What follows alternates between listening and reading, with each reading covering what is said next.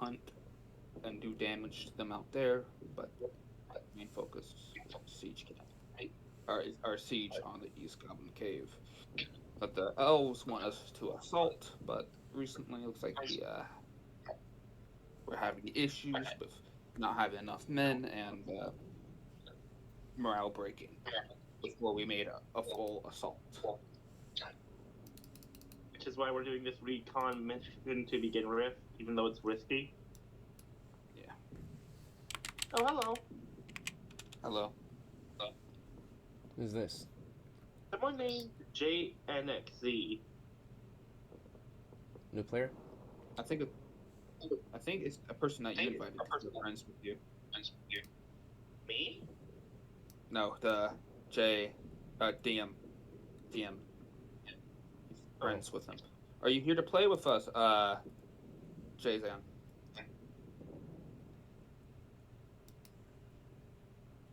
Maybe they're just here to spectate? The Mexican, the Jay? If you plan to play with us, you're going to have to play play through a session. We're not going to waste time to get you into a game only for you to leave. So, do you plan to play? Yeah. Or are you just spectating?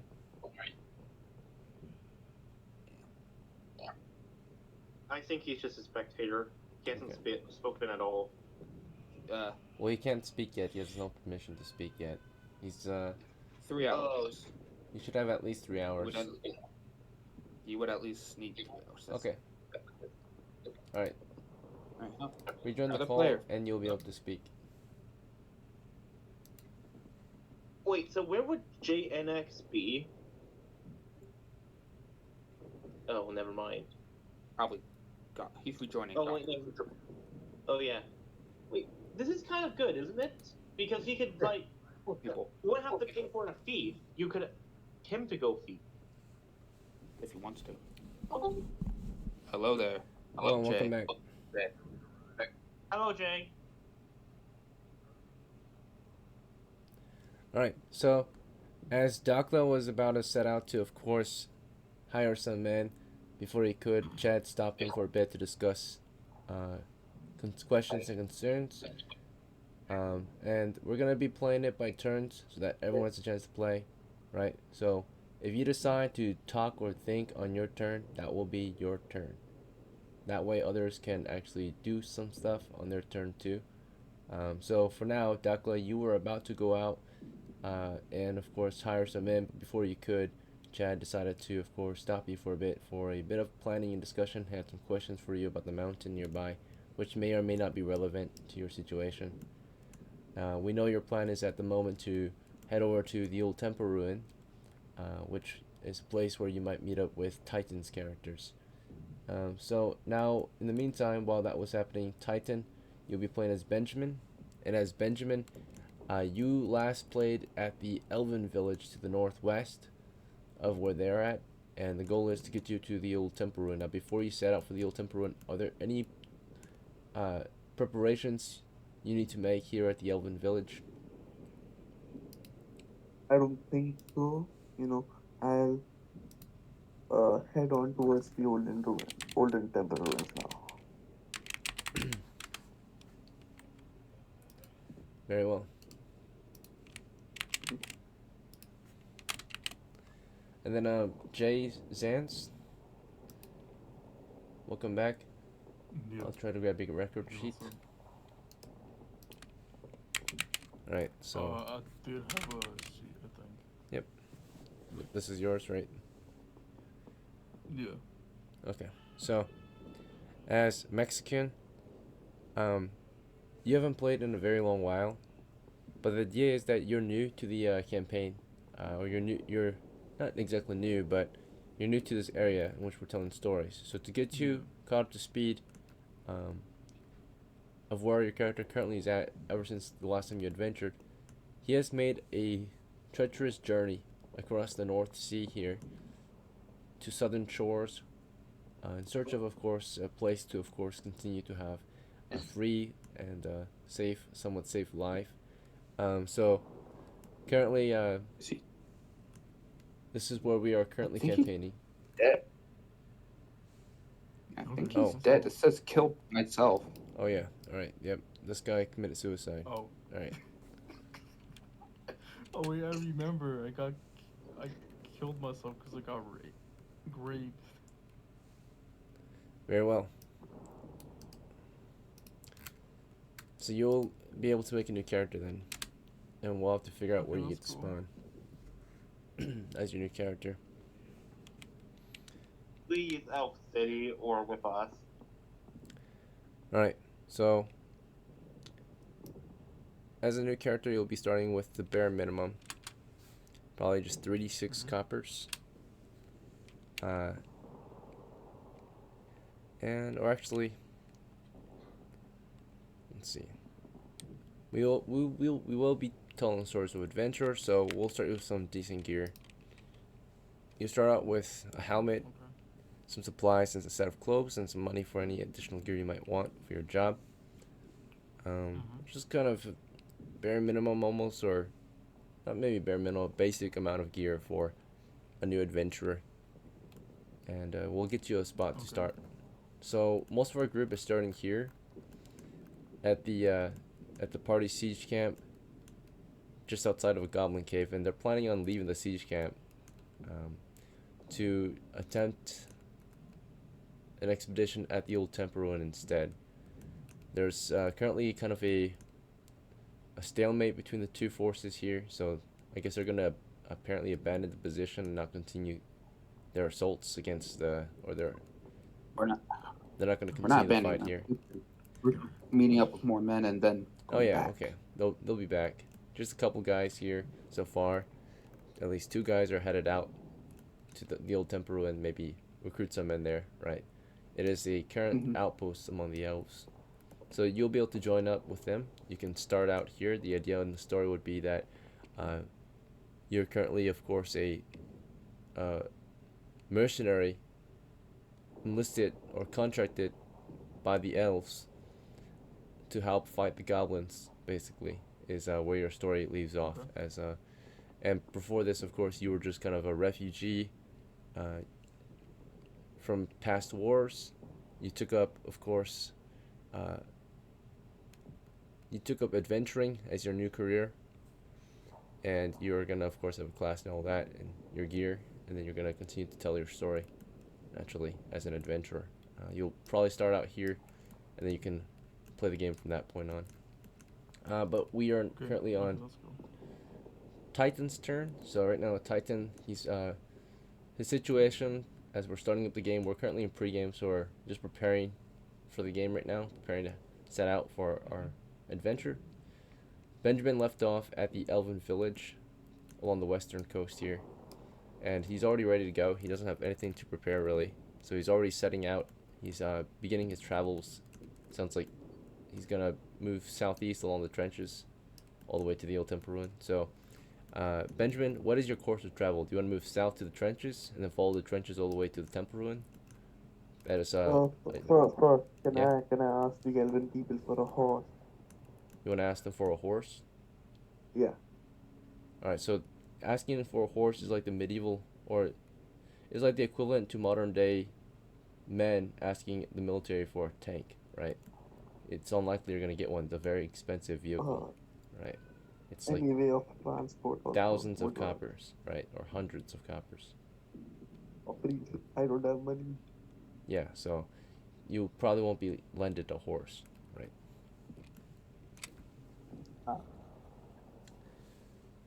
Alright. You want to try asking anyway? Yeah, I want to try asking. Okay, very well. So instead of setting out right away, you're gonna look for a horse. Alright. So now we're gonna go back to Zan's turn. So Zan's, it's your first turn. Yeah. Everyone has already had a turn now of preparation. So right now everyone's just preparing to set out, or are already setting out for their adventure. You are here at the siege camp. You are among a few other adventurers. Whether you want to continue with them or not is up to you, but Ethan and Funny's characters, DOCKLA, Second, and Chad, they're at the party siege camp right now preparing to set out for the old temple ruin. But before they go, it looks like they're actually discussing plans together. Looks like Chad is asking about the mountains west of here, and DOCKLA was about to recruit some men, but he was interrupted, right?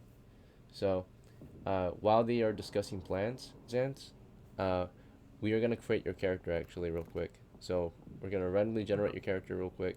First step is we're gonna generate your ability scores. And do you have a PC or a phone? Are you using a PC or a I phone? got a laptop. Okay, good. So if you go into the session chat, there's a link into the tabletop simulator. And if you go on there, you'll be able to roll dice virtually. Sorry, where's the? In the session voice chat. So if you go into our voice chat right now, if you open the chat, there's a link in there. I posted Albert Rodeo link. That will lead you to the same screen I'm on. This is the simulator. Okay, cool. Once you're there, I'll admit you into the group or onto the simulator. It is completely free. It's just on a browser.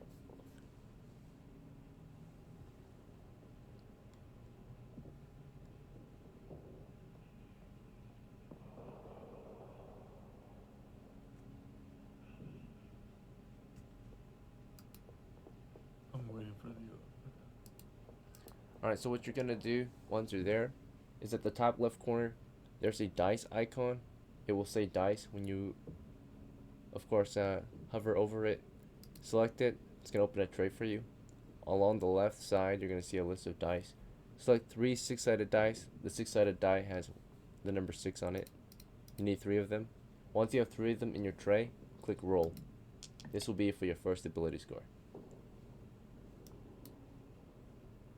Alright, good job. So your first one is 7. Alright, you're gonna do this 5 more times for the 5 other scores you have.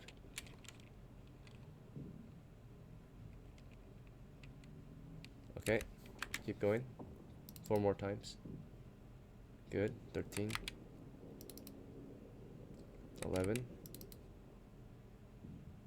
16. And your last one? 11. Okay. So now, step 2 is to choose your character's class. Naturally, in this game, your character is an adventurer, which means that your job is to go out to hunt monsters and treasures for gold and glory, or to do dangerous jobs and take high risks for high rewards and for gold and glory, naturally. Naturally, this is a storytelling game, and you can pretty much try anything you want, but if you want to progress, you have to do your job. Alright, now there are some different specialties for your job, though, which are called classes, which provide you a set of skills that your character is very good at, right? So when you try to do your job, you'll be better at doing your job than others, right? So you have more practice and skill. There are 7 classes to choose from. We have 2 house ruled classes, which are just reskins of 2 of the classes that already exist, basically. So anyway, your 9 choices then are going to be, the first 4 are the standard human classes, which is cleric, and I can actually hover or show you a list of the classes here. So we've got cleric, fighter, magic user, and thief. Our house ruled classes are ranger and anti-cleric. Ranger is just a reskin of the halfling but a man instead, and anti-cleric is a reverse cleric. Alright, we also have 3 demi-human classes, which are by the book, and these are dwarf, elf, and halfling. They do have some house rules, but they are original classes. So between those 9 classes, you'll get to choose one, and I'll recommend certain classes to you based on your scores. Because your character is wise, I'm going to highly recommend you play a cleric or an anti-cleric. Another good option. Anti-cleric. Alright. So, the difference between a cleric and an anti-cleric, or the job of an anti-cleric, is to do the opposite of a cleric. Clerics, of course, compel evil, basically, and protect their comrades. Anti-clerics, they attract evil. And they don't fight their comrades, but they usually fight. They gain golden glory. You can still do good things as an anti-cleric, but most of them tend to do bad things, right? Okay. Right. So, your main job as an anti-cleric is to control the supernatural, and you can use it to your will, but the goal is, of course, like everyone else, to get gold and glory, right? Your job is to use arcane or divine magic or heal and reanimate undead to help your party, right? So, or to help yourself. Let's see. All right. Okay, what's next? Next is your hit points. Anti-clerics only have 1 to 4 hit points. See, we're gonna roll it. Go ahead and roll 1d4, the 4-sided die. What is that? It is the triangle-shaped one at the very top. I mean, like, what is the hit points, mate? Hit points reflect how tough your character is, how much damage you can take before you're killed in action. Alright, dude. So you have 2, and you have a +2 bonus due to your high constitution score, so you have 4. Okay. Next, you're gonna roll 3d6 for your starting funds.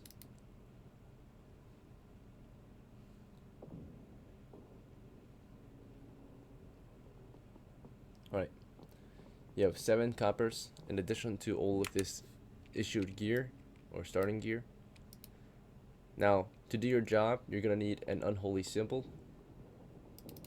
So that will cost 4 coppers. Now you have an unholy symbol. Okay. Or basically an arcane symbol. Let's see. Next up, you have 4 coppers left for any additional gear you might want, whether it be weapons or armor. It's your choice.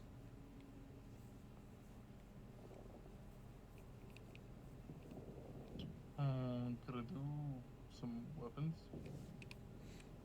Yep. Could I check out the weapons?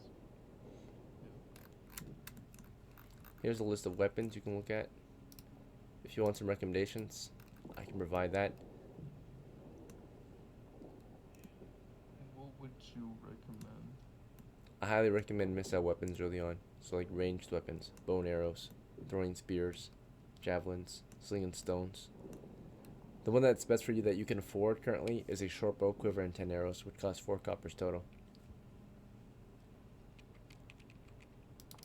Would that be alright with you? You said a crossbow? A short bow. A short bow. Sure. Okay.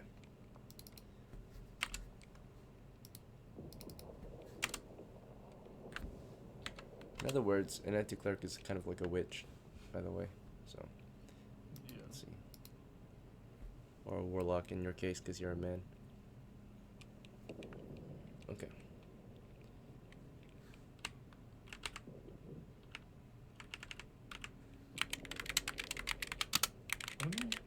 Could I also get a shield? You don't have enough for a shield. You're out of money. Okay. Alright. The final step to creating your character is to choose your character's name.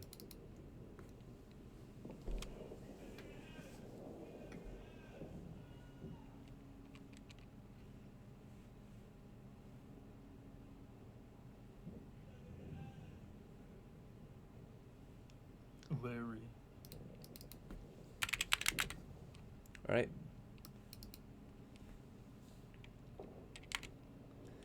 And for your player name, do you go by Zans or do you go by Jay? Either one. I usually.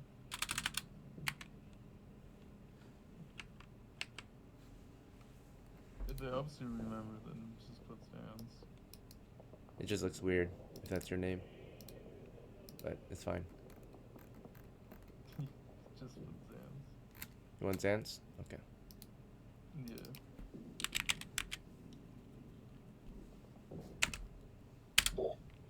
If you want to team Zans. You said what? Alright, so Zan's your character Larry. He is currently standing at the siege camp. The idea is that he was hired by the elves to help fight on the front lines, right? There's a siege going on here. You're a young man, you're an anti-cleric, and after some training among other, of course, warlocks and the like, you set out to, of course, offer your services as a warlock or a anti-cleric to the elves, and they've hired your services with this job, you might be able to survive the coming winter, or the current winter actually. But every day is a struggle to survive. In this game, you are allowed to do anything you want, but without progressing and getting golden glory, you're a lot more limited to being successful at what you try to do. So your first goal, of course, is to, of course, get money, because as you can tell here, you have no money left, right? And you only can live on your rations for a few more days before you're out. So you can already tell that some plans are going on here. Besides holding the position, which is what most of the siege camp has been doing, just waiting the enemy out and defending the siege camp. A couple guys plan to set out for the old temple ruin today. Do you want to go with them, or do you want to do something else? Based on the situation, what is your first course of action? Could I take a peek at what the Goblin Cave situation is looking like? Yeah, so by taking a peek, you want to go up to the cave and have a look inside? Do you want to ask around about what's going on? Yeah, sure. Okay, you're going to go up there and have a look inside? Yeah. Alright, sure. Alright, so we're going to go back to DOCKLA. So DOCKLA, Yep. we're almost done preparing, it looks like, or maybe not. You were trying to hire some men. Instead, you were making plans with Chad. He needed some help. Yeah. So Well, from here, do you want to keep helping him, or do you want to move on to do something else? I move on. I was just replying to him with a question. That's Yeah. it. Continue hiring my men. So Should've- it is not your turn. It's DOCKLA's. Alright. So DOCKLA, instead now, if you want to hire your men, can you describe how you're going to hire your men, or who you're going to hire exactly? So, well, I go up to my initial, my retainers first. I first hired. Let me check which ones I hired last game.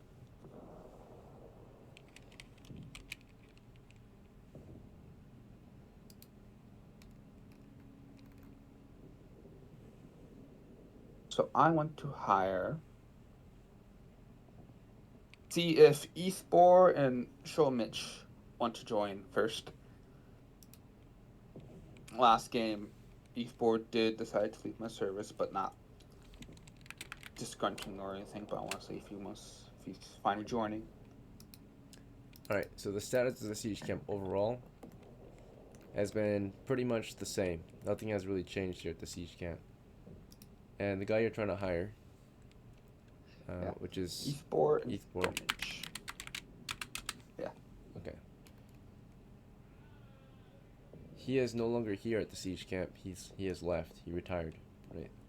So he left the siege camp. Okay. By himself. See himself, right? Retired and went back to Right. the safety of SHOMICH. Shomik. Yeah.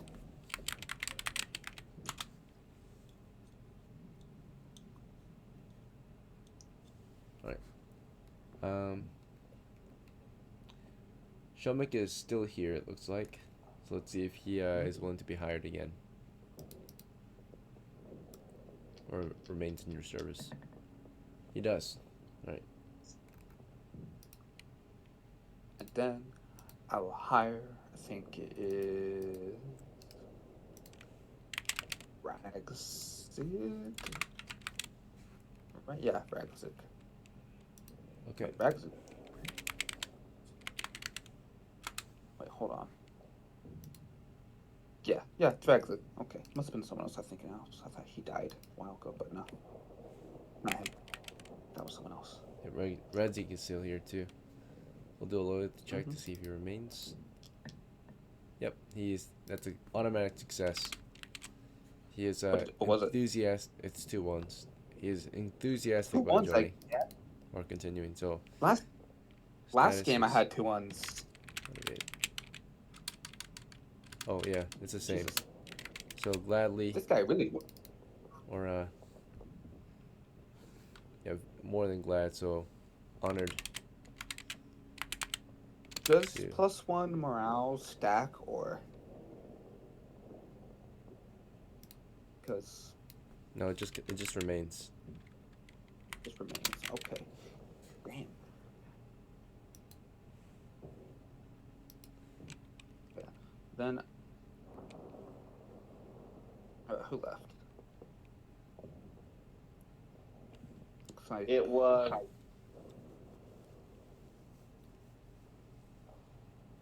Titan Hunter.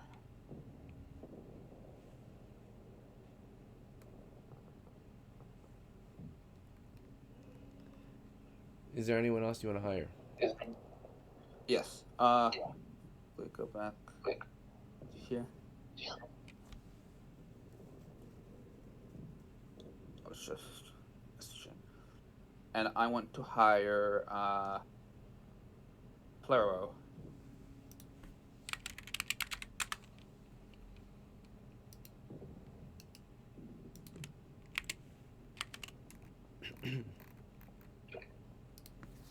Did Titan say why he left? I DM'd him. Claro gladly joins as well. Glad 2 months again. Jesus Christ. Oh, they're Titan. And may I make my new character for the game?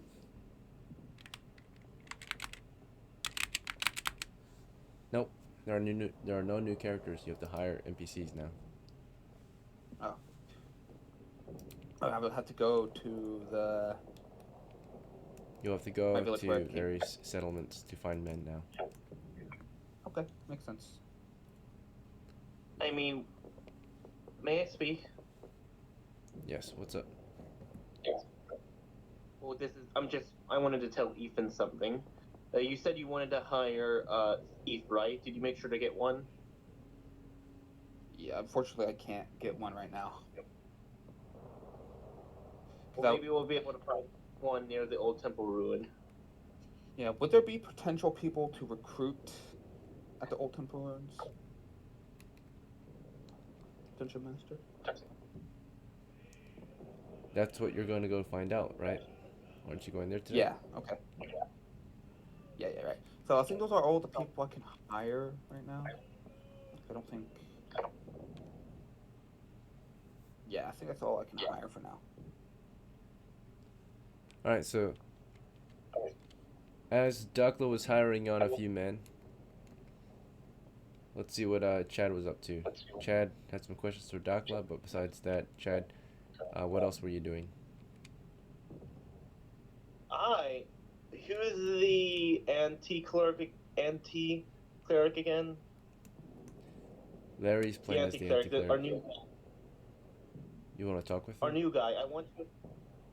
Well, I don't know. Yeah. I don't know how much. Yeah, I want to talk with him.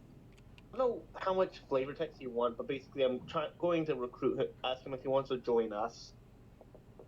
I'm going to tell him that we are planning on breaking the siege. We're planning on doing a extremely dangerous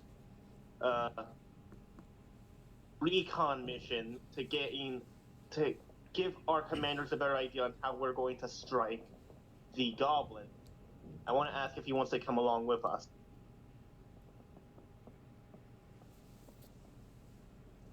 Alright, Larry, would Does you that like make to any respond? sense? Can I still take a peek in the cave first? Oh yeah, There. that's right. So, Wait, I don't know if that's a good idea. good call. Larry was not just standing around waiting for you to talk to him, Chad. He's not even in the camp right now. He left the camp. So, do you want to go find Larry?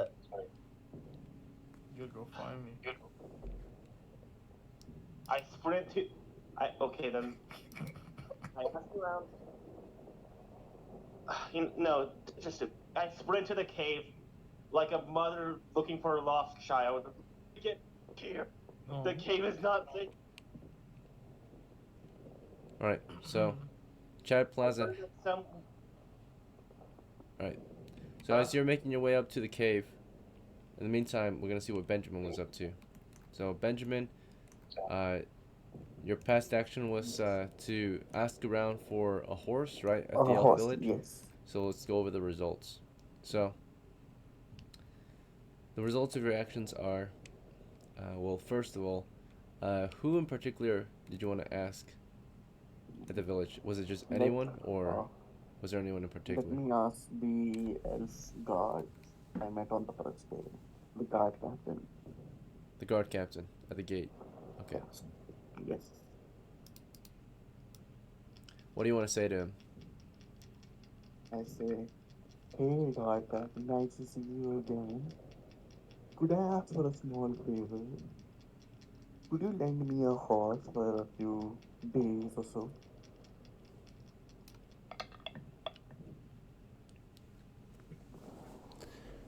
The guard captain reacts negatively and shakes his head and says, I don't even own a horse. But no, if I did have a horse, I would not offer it to you either. Sorry. Then can I go ask the caravan master? You want to go to the tavern to ask for a horse? No, the caravan master, you know, the one who The barkeeper? went to the what was his name? I'm forgetting. The person with we went to get the refugees. Oh, the caravan master? Yeah, the caravan master. You want to go ask him for one of his horses? Yes. Yep. Alright, so you're on your way to the caravan master now. In the meantime, I'm going to go back to Larry. So, Larry, you made your way up the mountain. From the siege camp, you were making your way up to the mountain, climbing up the steep slopes. And you're making your first approach. Let's see if there's anything encountered on the way up. 1/6 chance that there was a goblin encounter on the way up. No signs of any goblins on the way up. We'll check for any monsters. We'll check for any signs of animals.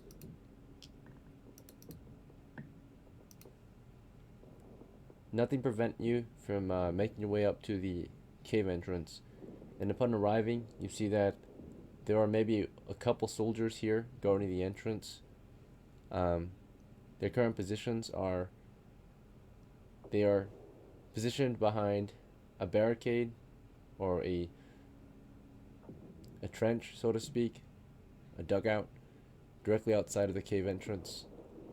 The cave entrance is blocked off or barricaded by stake walls that point toward it. But the cave continues west, right, from the entrance. It is a large cavernous tunnel going west into the mountainside. So what do you want to do here? Do you want to have a look inside, and do you want to go inside? Currently you can kind of see inside from out here.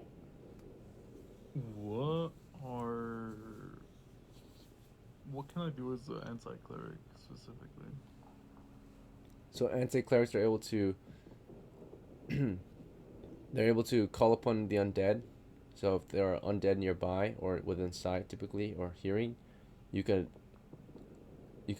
attract them to your position, and they will do their job typically. They typically don't consider you an enemy, or they could, depending on what their job is, right? And then of course you're also able to memorize or pray for cleric spells, memorize arcane spells too if you have a spell book. So you can use either arcane spells or divine magic. However, you have to use them as appropriately, right? So if you want to use arcane magic, you need a spell book, and if you want to use divine magic, you would have to pray for it. And we can say that you were able to pray for your spells earlier today, or you can pray for it now. But if you prayed for it earlier today, then it would already be ready to cast. So I'm going to show you your options for divine spells, which are not memorized from books but are memorized from prayer.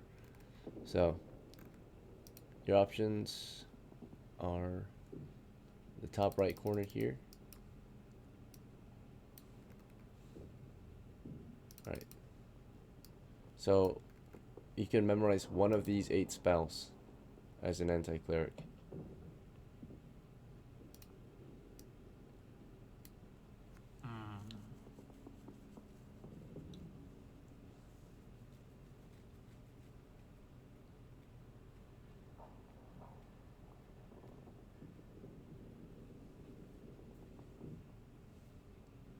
Could I do?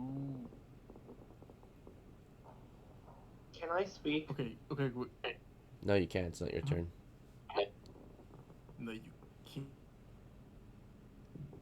Sorry, but could it would detect would detect magic also like be able to detect like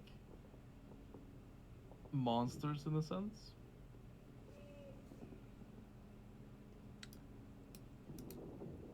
Yes, it could. Certain monsters. Monsters that Yeah, are innately I want magical, that. you can detect them. Okay. That Okay. is the one you have I want memorized. that.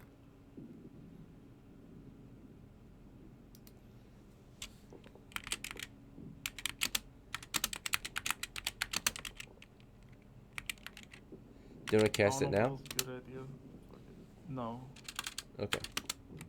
So, upon arriving at the cave entrance, you're just outside of it, a safe distance away. You're approaching the first outpost that, of course, surveys the entrance from the outside. And you see a couple soldiers there, one watching, one resting. They are neutral toward you. They're not hostile or anything. They acknowledge you and just wave at you. That's about it. But besides thinking about what spell you have memorized, what do you want to do from here? Is there anything you're I looking want to for? go in the cave. Make your way inside. Okay.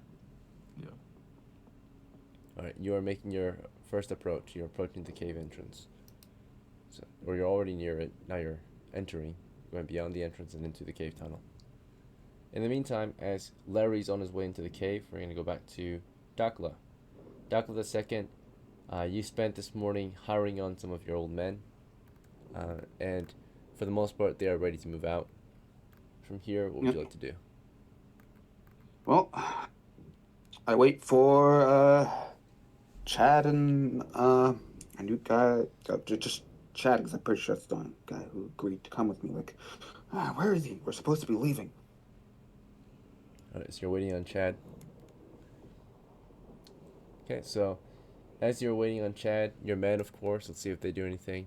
RADZIG, of course, he is honored to continue working with you. He is looking forward to today's expedition. Your crew has been resting for a while, or a few days, right? So they've had enough time to recuperate and recover from the past stressors and expeditions. SHOMICH is also ready to continue, as per usual. Nothing really changed with him, it looks like. He's still new and inexperienced. CLARO, let's see. Maybe he should have one experience at least. Alright. CLARO, on the other hand, He's been with. did he like not join you or something? Is that why he didn't have an XP? Let's see. What? He didn't have an XP. Oh, Mitch, he's been in a couple of ventures. Okay.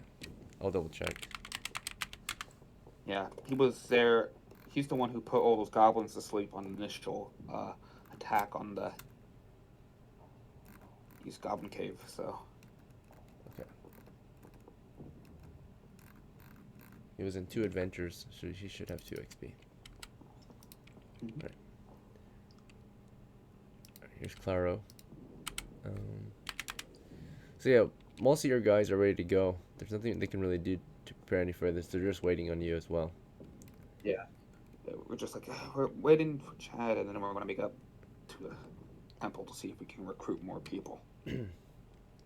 Alright, Chad, by the time you get up to the mountain, well, first we're gonna make sure if you were able to successfully approach the mountain and of course get up to the cave.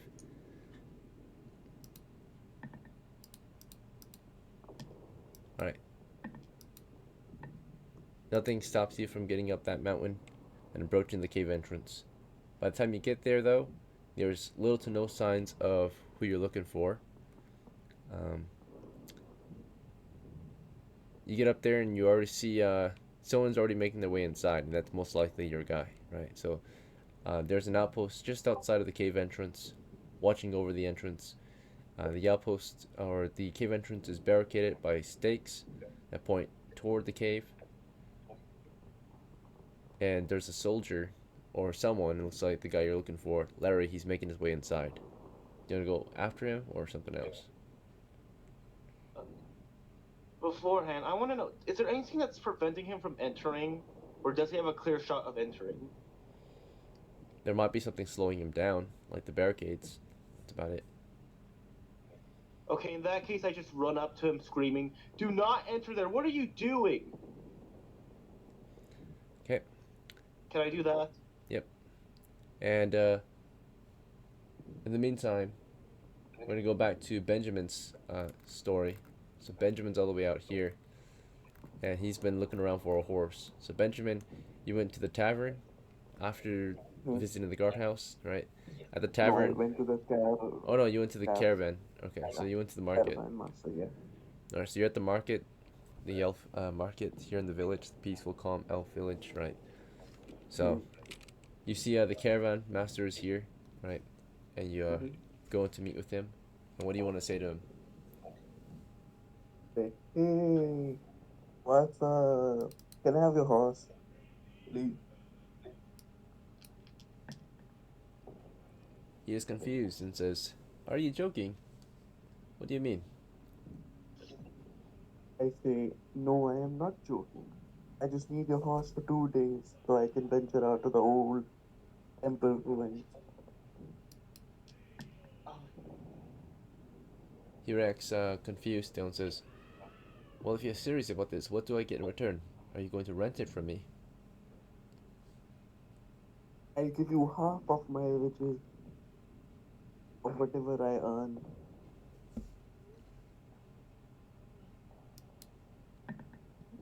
He's not certain about that. He says, "I'm not sure.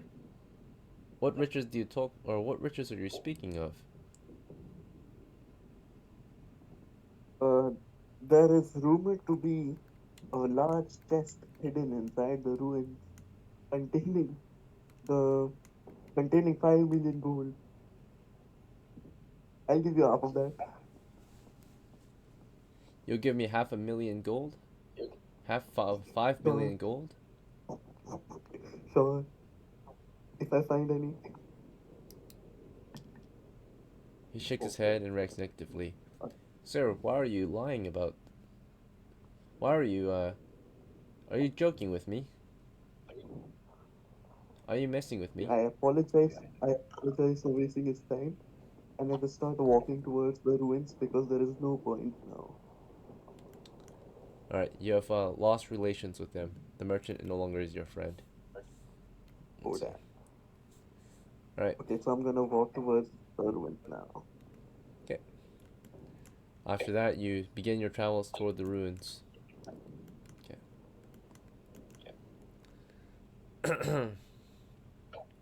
So, Benjamin.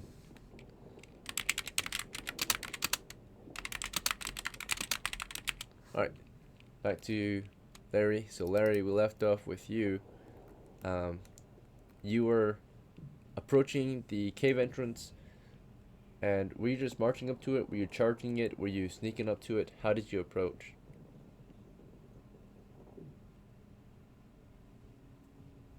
Larry, Zans. Yeah, sorry, my audio was freaking out. What was the? Could you repeat that? Yeah, so earlier you told me that you wanted to approach the cave entrance and make your way inside. Yeah. How were you moving, though, is my question. Were you running up to it? Were you marching up to it? Were you sneaking up to it? Or something else? I was running up to it.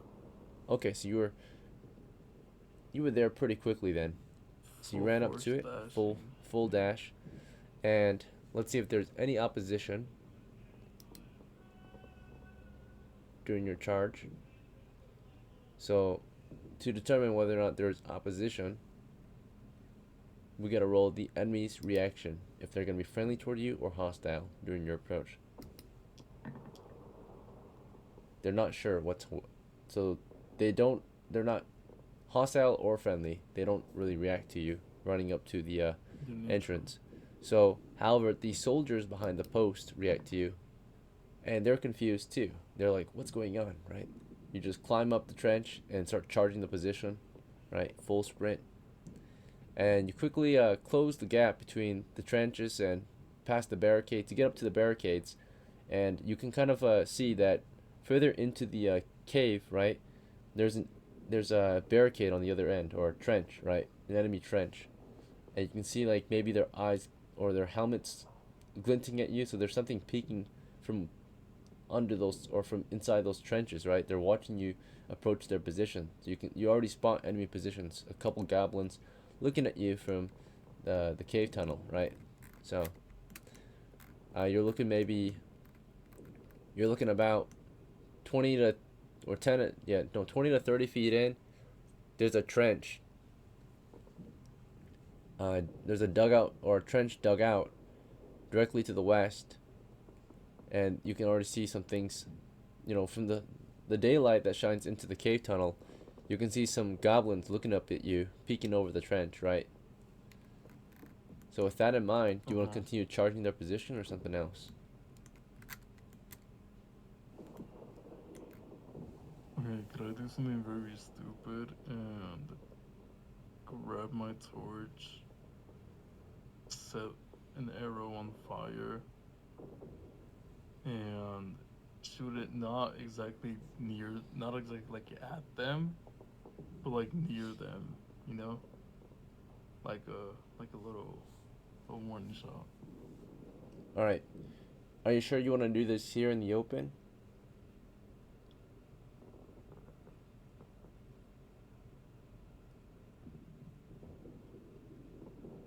Alright, very well. So, Larry, you get up to the entrance, and as you're procuring a torch and all that, let's see how they react to this. So, you're just standing there, you're getting your gear out, and their job is to defend the entrance and to prevent anyone from pushing their position. You're not actively attacking them yet, so they're not gonna attack back. But they react positively to what you're doing, so they're in favor.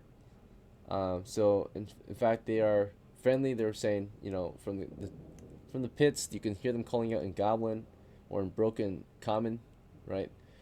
They say, one of them says like, and the other one says, hello,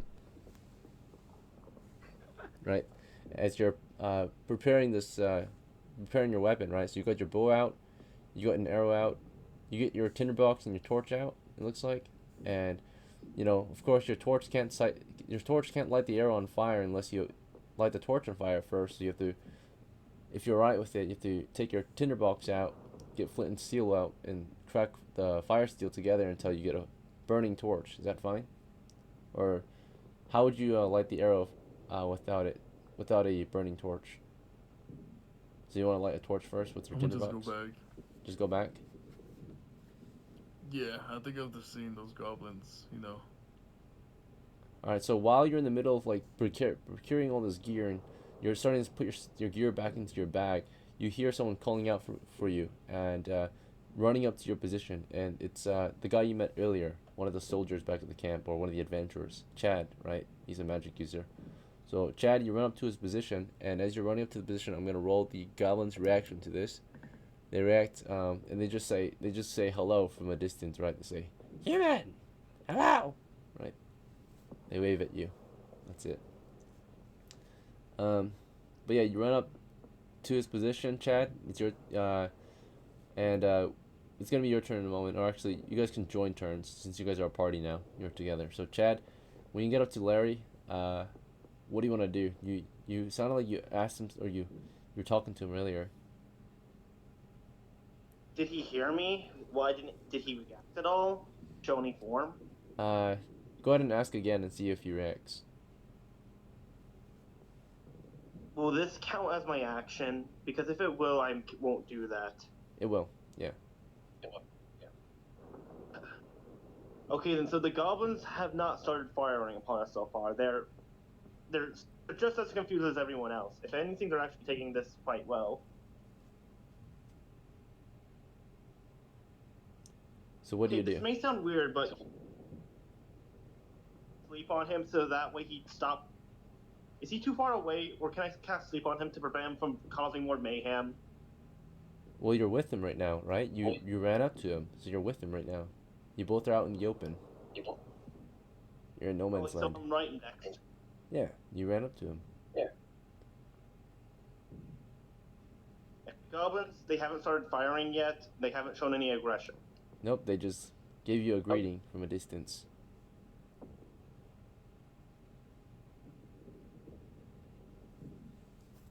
Okay then, what do I do? I'm going to... One...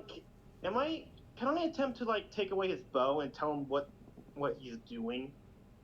He's putting his bow away. I don't You want take it away from him. He's trying to put it away. Oh, in that case, I don't know. Okay, I'm gonna slap him in the face and ask him what is he doing here. So Larry, you're in the middle of putting your gear away. Chad ran up to you, is asking you what you're doing, and he slaps you in your face, which interrupts your action, right? So you're slowed a little bit. Do you want to explain yourself, or how do you want to react or respond to Chad, right?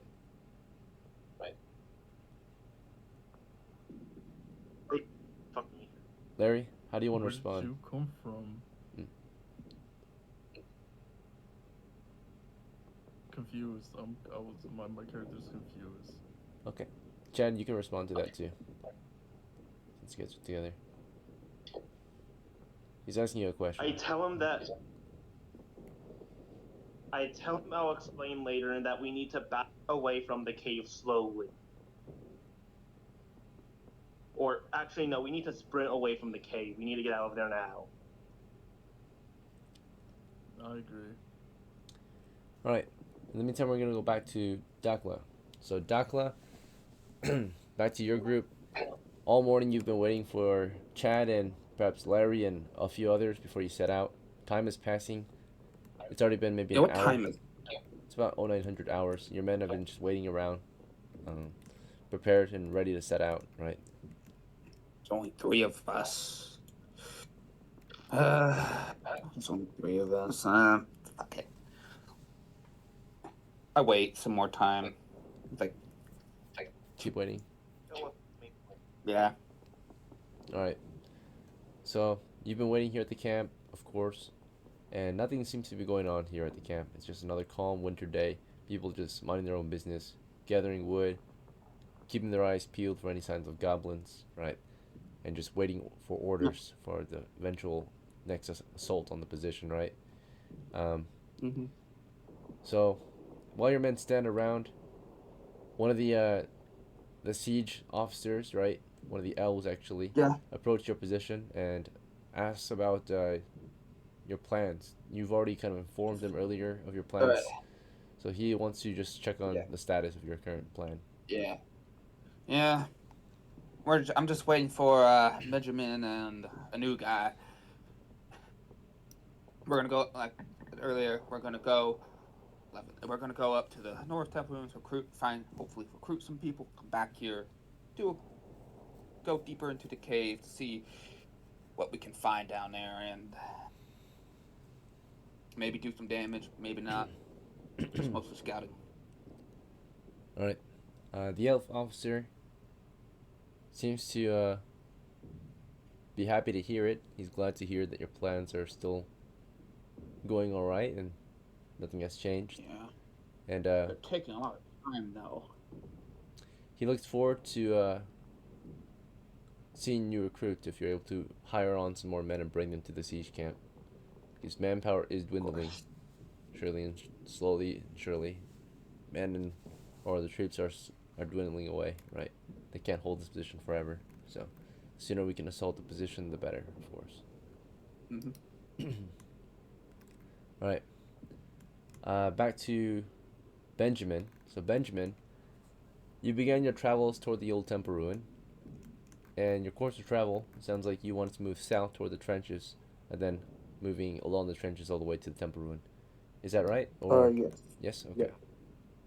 Alright, so as you were traveling, we're going to check for any encounters or anything that prevents you from succeeding at the course of action you have decided.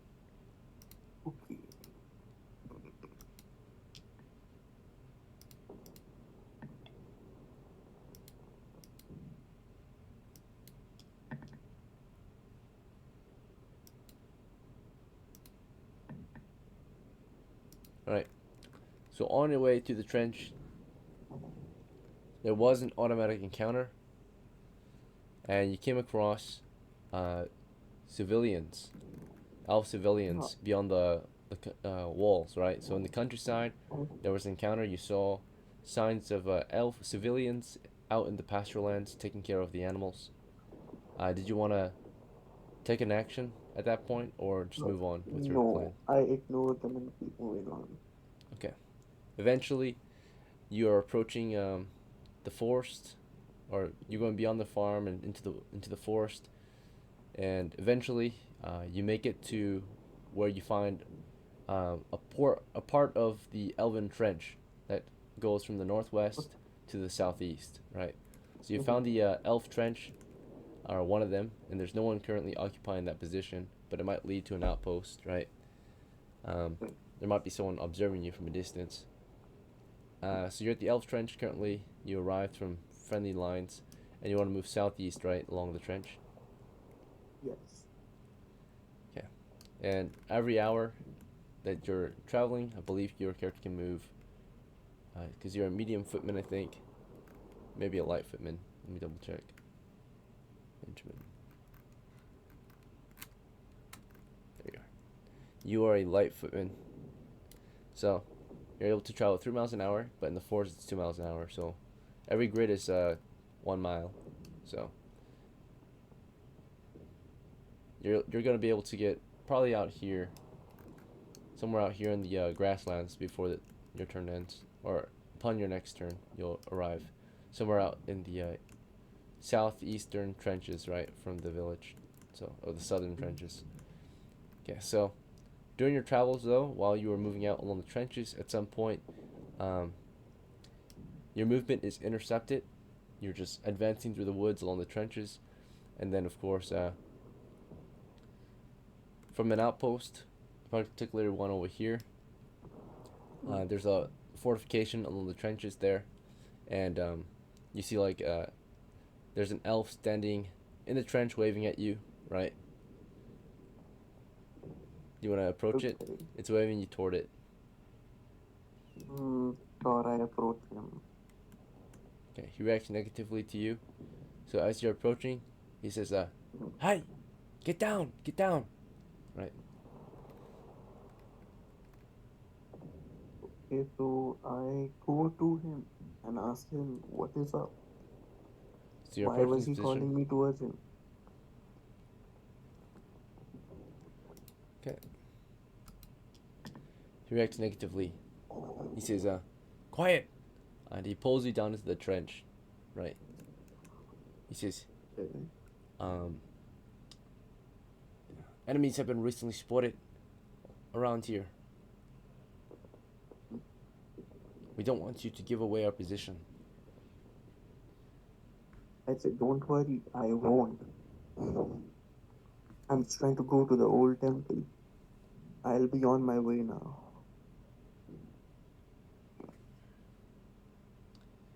And let's see what the elves will agree with that.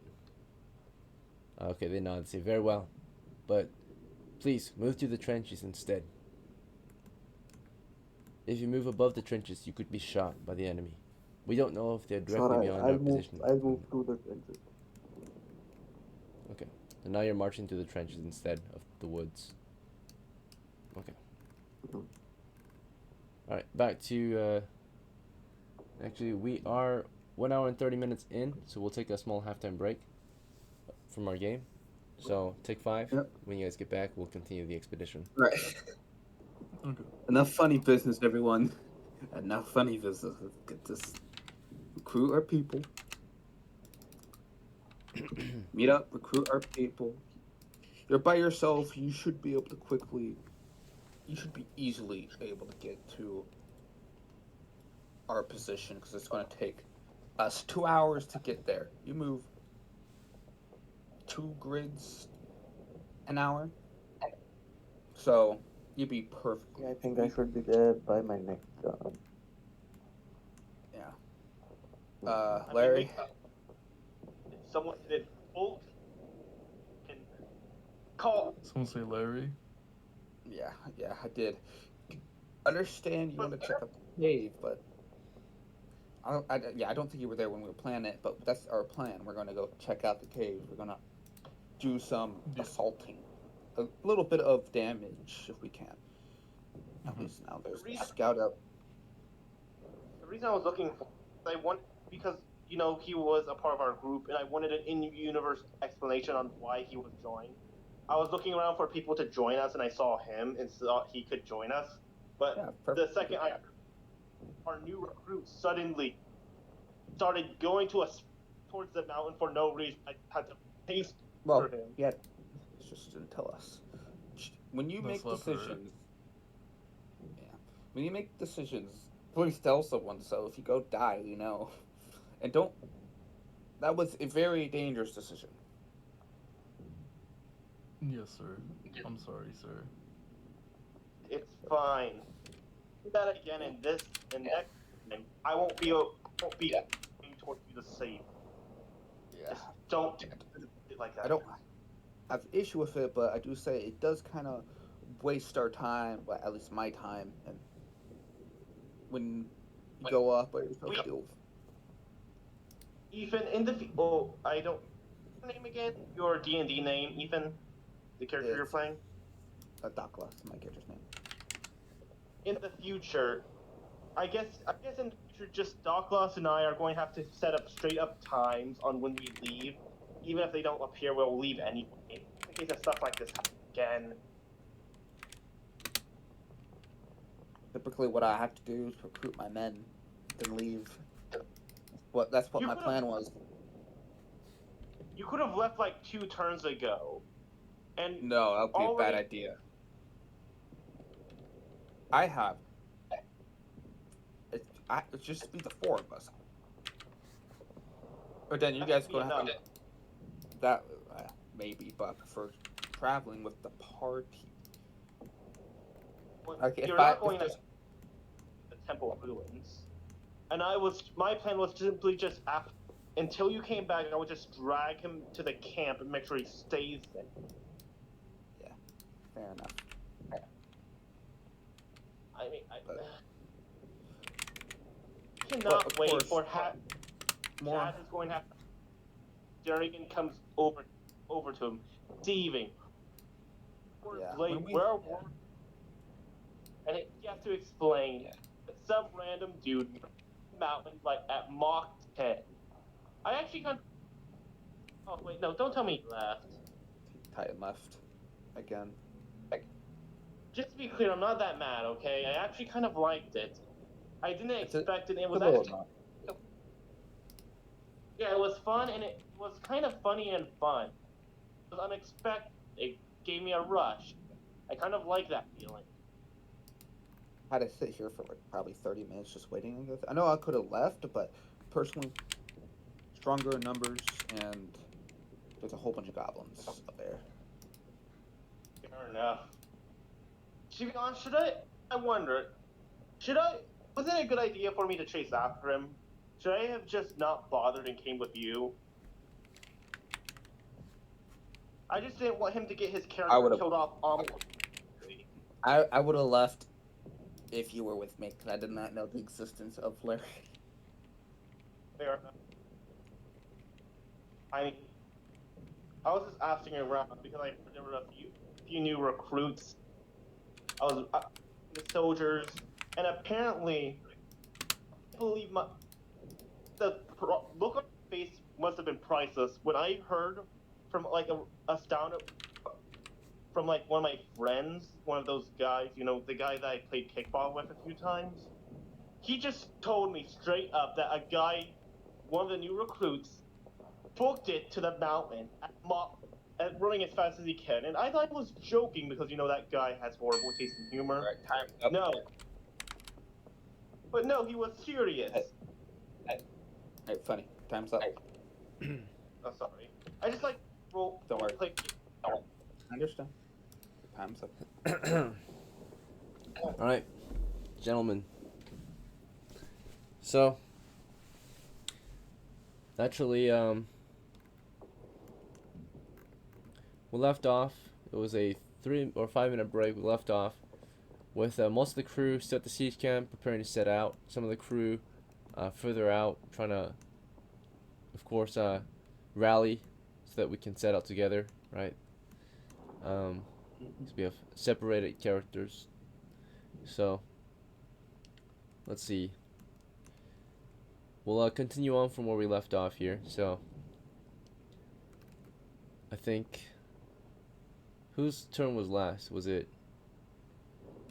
It was Titan's turn. So now it's Larry's and Chad's turn. So Larry and Chad, from what I remember, the both of you packed up the gear and began sprinting out of there. And let's see if the goblins reacted at all to that. And they just let you go, right? Their job is to defend their position and to attack if necessary, to defend their position, right? So you're retreating. They don't need to attack or waste any ammo or any energy on firing at you guys. They seem friendly. Maybe they were trying to negotiate an offer or something. Who knows? But you retreat back to, or back down the mountain, maybe into the trenches. And then from here, what do you want to do? Well, frankly, Chad is just befuddled. He has so many emotions. He's just going to just look at Larry straight in the face and say it, and not say it violently. He's going to say it calmly. Why? Why did you do that? What demon possessed you and made you to run into the goblin-infested cave? I was curious. Am I allowed to reply to that? Yep, you guys. It's your guys' turn right now. I'll let you know when your turn is over. You were curious about what was inside the goblin-infested cave. I was curious how bad this situation was.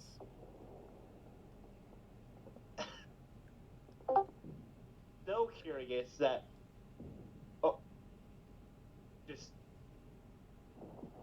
I'm not pausing, just so that way you can understand on how he's feeling.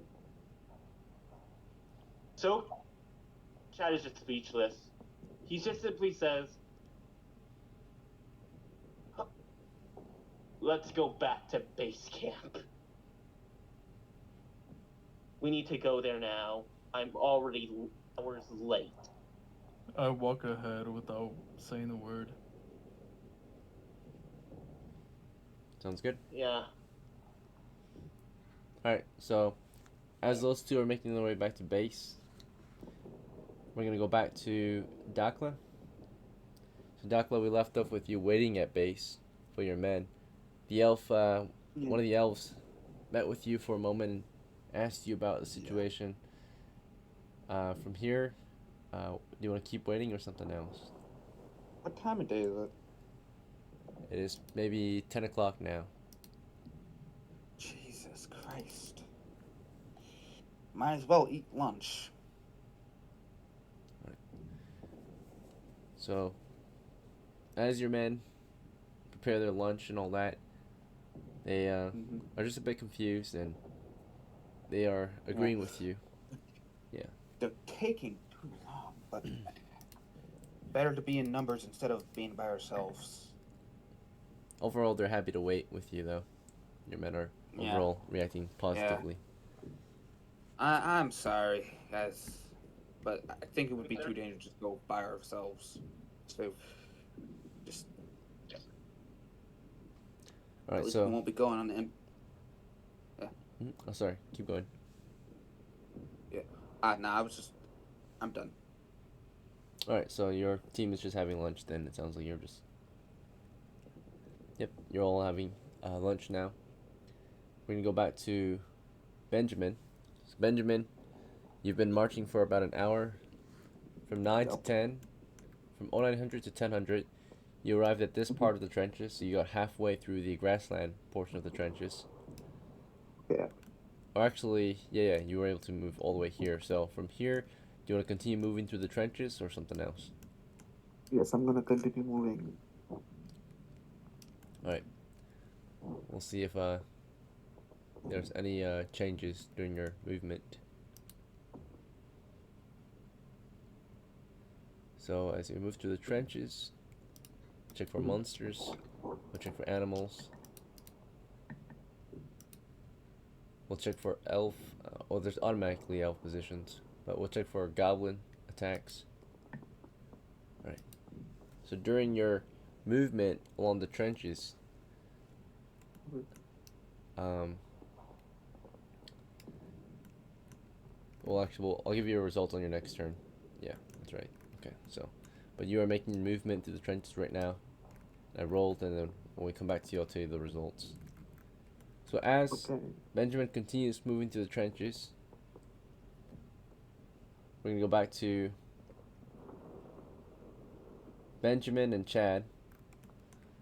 So it looks like you guys got back to base camp, and DOCKLA's been waiting for you. So what's the next? You guys can all take an action. You're all one team again. So you can discuss, you can think, and then when you're ready, you can tell me your action. All right.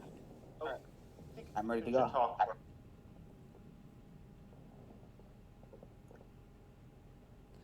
All right. Don't you want to know where I...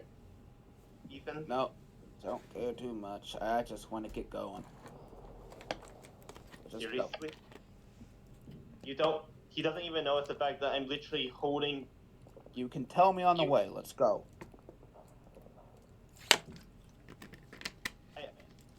Should I bring Larry? I have him still... I'm still holding his arm. I don't care. Let's just go. I let go of Larry's arm and begin walking with Ethan and Derek. I'm too exhausted to argue, and frankly, I don't even know what is happening. It's stupefied by this whole situation, whole morning. Jay, is there anything you want to do? Now that I'm no longer holding you or hand, literally. No, I walk ahead with everyone. Okay, then so you're coming with us, and Ethan has nothing he wants to do, and I'm too exhausted to do anything. All right. Then I'm ready to go back to Benjamin. All right. So as your party's moving out north at this point, it sounds like we're gonna go back to see what Benjamin's up to. All right, Benjamin. Another hour passes as you march through the trenches. Your rate of movement is 3 miles per hour. In the trenches, you're not really slowed by the terrain, except for when you have to climb out of the trenches. Therefore, I'm gonna say that there's really the trenches spread pretty far along. It's a 3-mile trench here, going east to west. But yeah, you're able to move east through the trenches for the most part, with little to no delay. So 3 miles out. So from here, you're getting 1. All right, so it doesn't take you very long, right? Maybe like a little less than an hour. You made your way through the trenches, over the forest or through the forest, through in between trenches, of course, and you managed to get all the way to the temple. Now, on your way there were multiple automatic encounters, right, with with the elves, right, and human mercenaries. As you were passing the trenches, of course, just moving through. At some point, you were also questioned by the troops, so there were checkpoints at the border here. You were checked on by human mercenaries. The reaction to you was they were in your way. They halted you and requested that you identify yourself and state your business as you're moving through their trenches, right? So what did you say to the human mercenaries? Okay, I told them that I was going to the old temple ruin to hopefully find a job or some treasure. Alright, they let you pass. And at some point you encounter another human trench. They reacted immediate attack possibly, or immediate arrest, right? So they immediately seized you. So they're supposed to be allies, but as you're moving through the trenches and you come upon a couple human mercenaries up ahead, right? You're just a lone elf and there's a couple human mercenaries up ahead, and they immediately are hostile toward you, right? So you don't reach them yet. You're approaching them and they're approaching you, and they're like very hostile at first. They just say, "Is that an elf? Yeah, that's an elf." And they kind of like chuckle, like, "Ha, a fucking elf," right? So, I don't think I'm an elf though. oh, you're not. Sorry. Okay, I'm a human. you're human. So they just say, "Who the fuck is that?" Right? Is that what is that? Right? And you're just moving through their trench, and they halt you, right? So it's just a couple humans, and they say, "What do you think you're doing?" Okay, so I say the same thing that I said to the last people.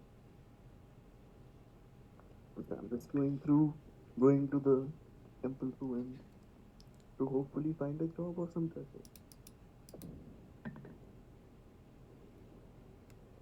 All right, they are confused, so they immediately seized you as you're moving through. They grab onto you, and they say, "You're trying to desert your position, soldier. Get back to your post." Right. Okay, so I say I'm not a soldier though. I'm just a passing merchant. All right, they refuse to believe you. They write negatively. Fucking So deserter, can traitor. Right? I somehow get free? Like You wanna fight your way push them out? off? They're Yeah, holding you. I'm gonna do that. It's 2v1, so you have to be strong. All right, roll 1d6 to force your way out of their grasp. Okay. Let's do that. Do you have the dice? Are you gonna use the bot, or do you want to use the tabletop, or something Yeah, else? I'll do that. So what do I roll? 1d6. And you have to get a 1 or a 2 to succeed. 1d6. Alright, so you start struggling, and they of course resist your ability to push out, right? Overall, they have more strength than you collectively, so they hold you down, and they call for some help, right? They're like, "Hey, we've got a deserter," right? And the other soldier says, "Get the rope. Let's tie this bastard up. Hang him out to dry." Right? So they're Can I holding you just try down. and explain again the situation? Do you want to keep trying to fight? Do you want to discuss? I'm gonna discuss. I'm gonna say the same thing again. What do you say? Hey, I'm just a passing merchant. I'm just trying to get to the old temple ruins. You gotta believe me. The soldier spits on you this time. He says, "Shut your hole, you coward!" Right?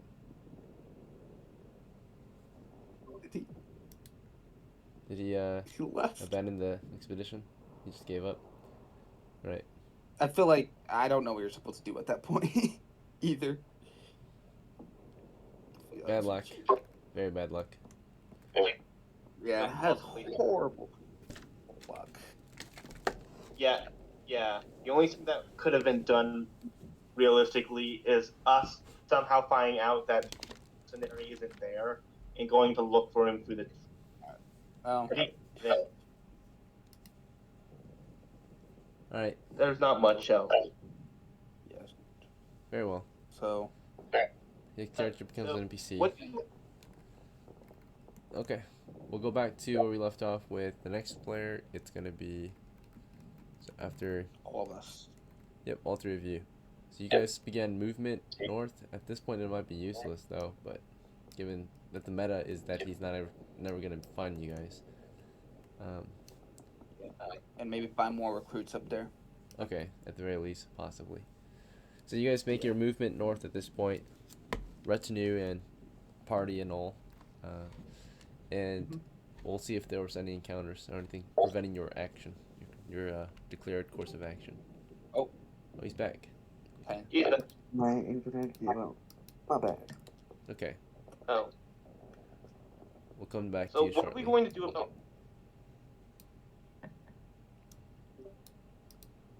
What ended up happening? So what ended up happening before you left, or after you left, is that those soldiers seized you. They did not believe you. One of them spat at you and called you a coward, a filthy coward. And after they tied you, they held you down. As one held you down and said, "If you struggle, things will get worse, right? So one holds you down just in case, while the other one starts to tie your hands. And they're gonna they tied you up and they brought you over to a part of the trench to have you sit there and await your punishment, right? So now you're just sitting down waiting for your punishment.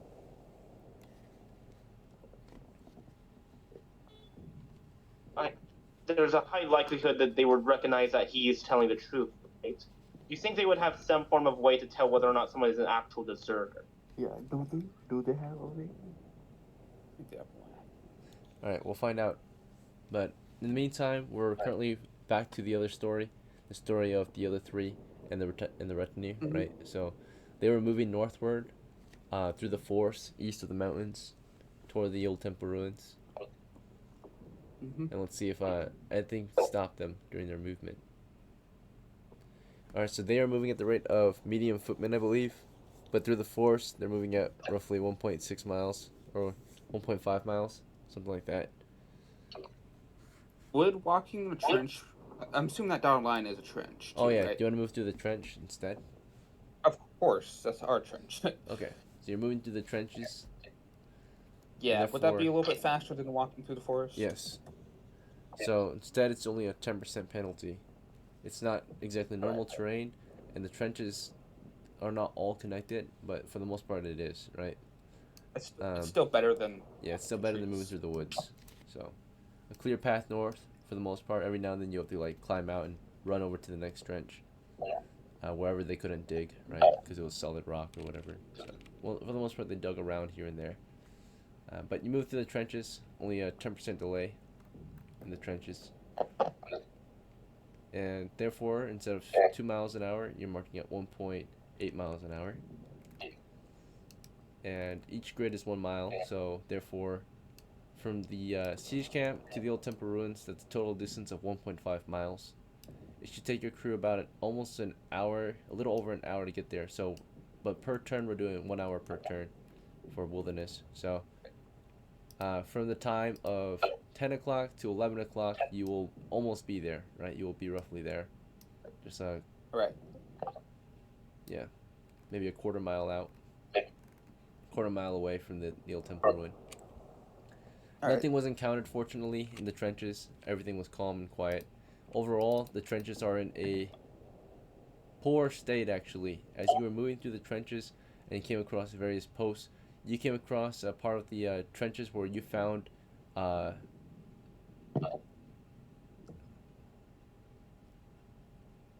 break in the trenches, basically. So, you were moving through it, and it's not immediate attack, but it's hostile possible attack. So you're moving through trenches, and you do get caught up in a bit of a conflict. You approach a position where you see up ahead smoke and men calling out and crying out.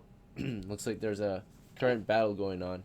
If you move up to that position or try to continue on, you might actually get engaged in a conflict up ahead. So you're moving in, or you're moving north to the trenches, and you can hear further up in the trenches that you're in, there's conflict happening, right? Do you want to intervene, or do you want to avoid it? Do you want to intervene? I mean, I don't Yes or really no? care. Okay. All right, let's What intervene. you Move then. Right, we're moving in. All right, so we're intervening. Right. Okay. Advance. All right, we're gonna use a wilderness scale. So therefore, each grid here on this map shall represent, we'll say 10 yards. Yeah. No, actually, we'll say the larger grids represent 10 yards. So each normal grid should represent 5 feet. Okay, so these are larger grids. Yeah, there should be about 1, 2, 3, 4, 5, 6, 7, 8. That's 40 feet. Oops. Okay. What? 8 times 5 is 40, right? Yeah. So 1, 2, 3, 4, 5, 6. At least we get to see combat today. 4, 5, 6, 7, 8, 9. Okay. Yay. Yeah, let's say that each of these grids represents 5 feet then. So these larger grids represent roughly 45 feet or so. So All right. let's see. Bad. I'll draw the trenches. Give you a basic idea of the positions of this Mhm. battle. And these are elven trenches, right? Yep. How big would would a elven human trench be? 5 to 10 feet usually. To 10 feet, okay. Because I know trenches that I've seen can be really small or really big.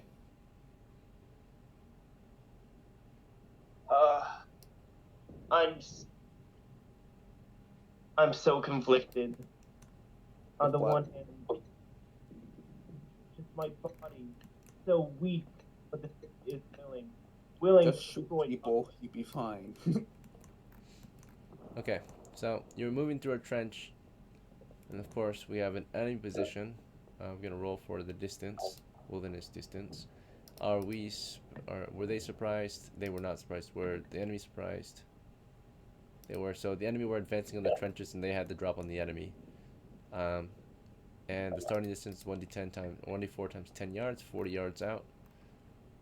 So that's in other words, 40 yards is 120 feet.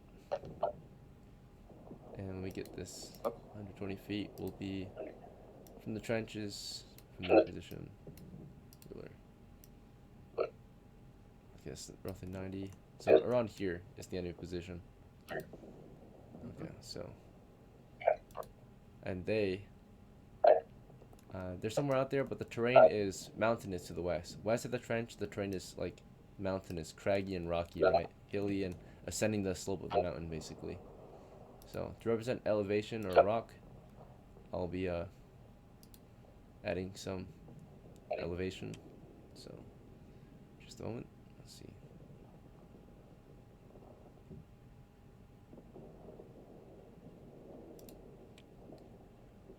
All right, do this. Okay, to represent elevation.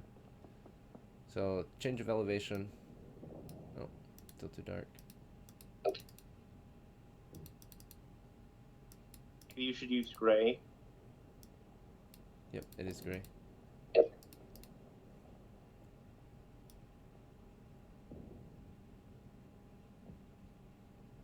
And this position is being attacked right now?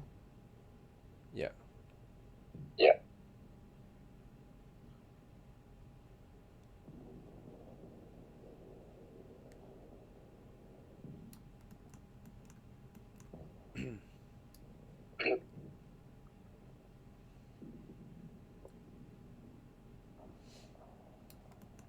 Okay. So enemies were moving down the mountain slope or firing at our position from the mountain, right? Low mountainside. Let's see. Represent. We don't know their exact positions, but we do know the positions of some of our men. We know the rough idea of the enemy position, which is to the west of our trench. They're somewhere out there. Was it 120 feet roughly? Yes, somewhere on the peak of the mountainside to the northwest. Our troop is in the trenches to represent our crew. We'll grab our tokens real quick. Let's see if we can find them. I'm assuming like we're down here. If you guys know where your token is, go ahead and grab it. If you don't know where it is, no worries. Can we interact with tokens? I'm not sure. I didn't know we could. Can. Okay. Oh, hold on. Yep, I got my token. Yep. Here. Okay. Okay. Can I grab my retainers Go too, ahead. or- Yeah. Grab all your guys. Alright. If you know where they are. Alright. Some of you don't have tokens yet, so we'll grab you a token, or we'll make you one. Let's see. Yeah, I got rank 6. Chad. Yeah, Chad doesn't have a token yet. Yeah, let me see. I thought it.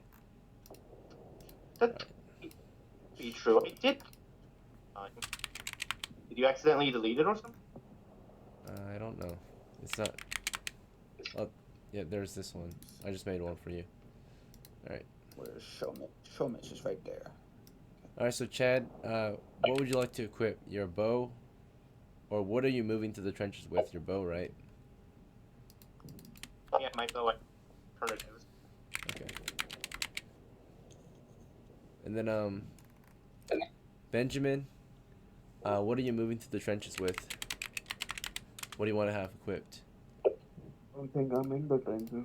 So Oh no, you're not here. My bad. Yeah. Larry's here though. I think So Larry, what do you want to have equipped? I want to equip my short bow, Okay. quiver, and does my unholy symbol do anything?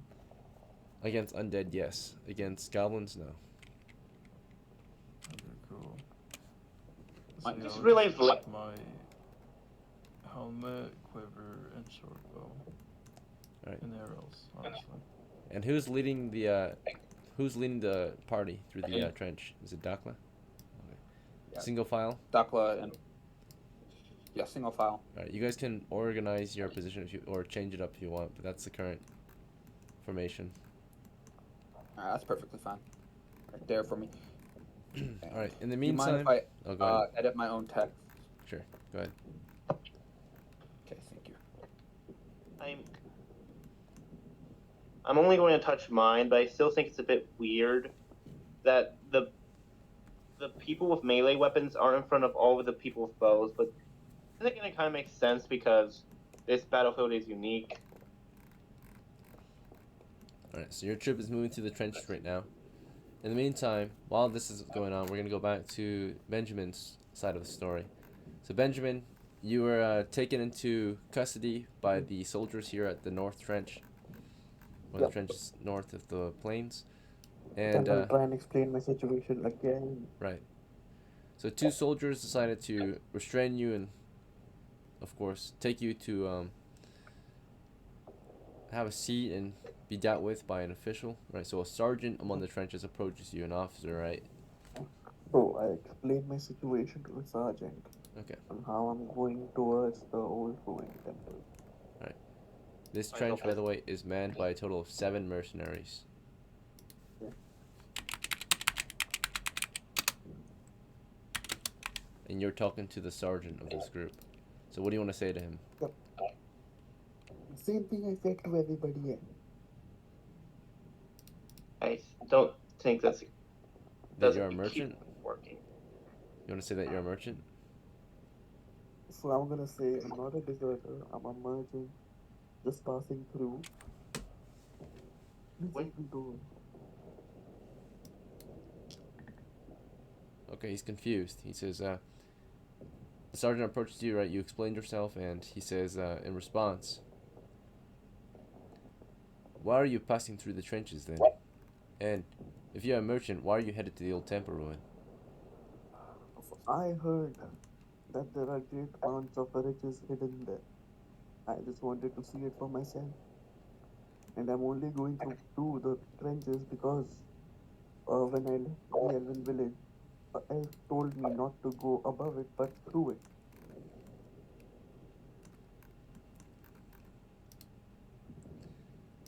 All right. See what he respond or how he responds to that. He responds extremely negatively and says, "That's actually a critical failure." He says, "All right, man, good catch. This is definitely one of them spies that the higher command was talking about. Keep your eyes peeled. Good work. Hang him up to dry." Right. And unfortunately, the men cheer, and they begin to strip you of your gear. Right. They take off your helmet, take off your shoes, and they basically start to strip you naked. As they're stripping you naked, do you want to fight back? Do you want to argue? Do you want Yes, to just I'm gonna fight back. okay? How do you want to fight back? As they start to So strip you, do I have any of my weapons on me still? they're on Do you, I have or my they took dagger? off your weapons Do I- already. Your Okay. hands are binded. You want to bite at them? You want to push, I'm shove, gonna bite. bite? I'm gonna bite one of them. Okay, so they approach you, and you start. Do you want to bite immediately, or do you want to wait for an opportunity to bite? When do you want to I'm bite? gonna wait for an opportunity. The person's trying to pick me up, and I'm gonna bite his ears. All right. So two guys approach you. Two of these soldiers approach you. The same two from earlier that caught you, right? They were on the western I'm gonna post. bite one and I'm gonna hit one in the face. Okay. So when they approach you, right, they put their weapons away. The first one reaches for your helmet. The other one, he reaches for your shoes to rip off your shoes, right? So the guy that's reaching for your helmet, you want to bite him. Mhm. Okay. So he reaches toward your face, right? You try to bite at his fingers, Mhm. and I'm gonna bite his ear because he's gonna bow down a bit.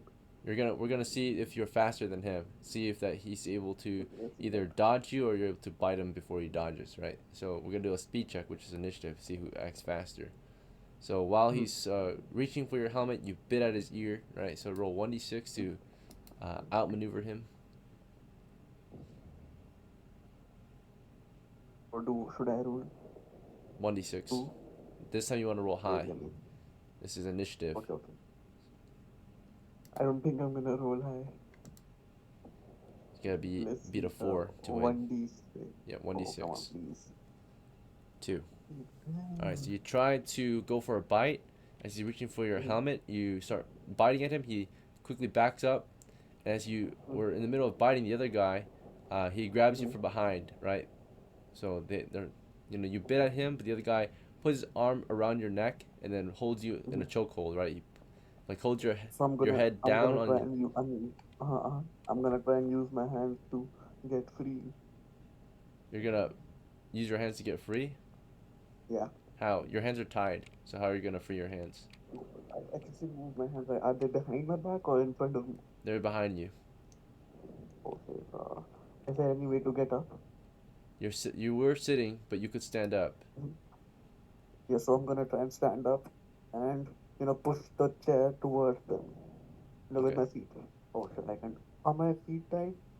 Okay. So one guy has his arms around you. You're trying to stand up and push the chair back, right? So you stand up, Mhm. and as you're standing up, he starts to choke you really hard. So you're starting to lose consciousness, right?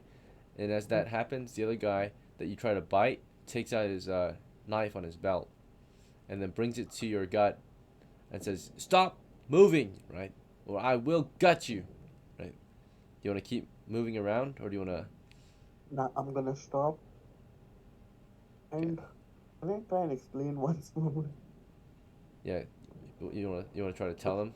Or what do you Yeah, say to them? I'm gonna try and tell him you're wrong, you're very wrong. I'm just trying to pass through.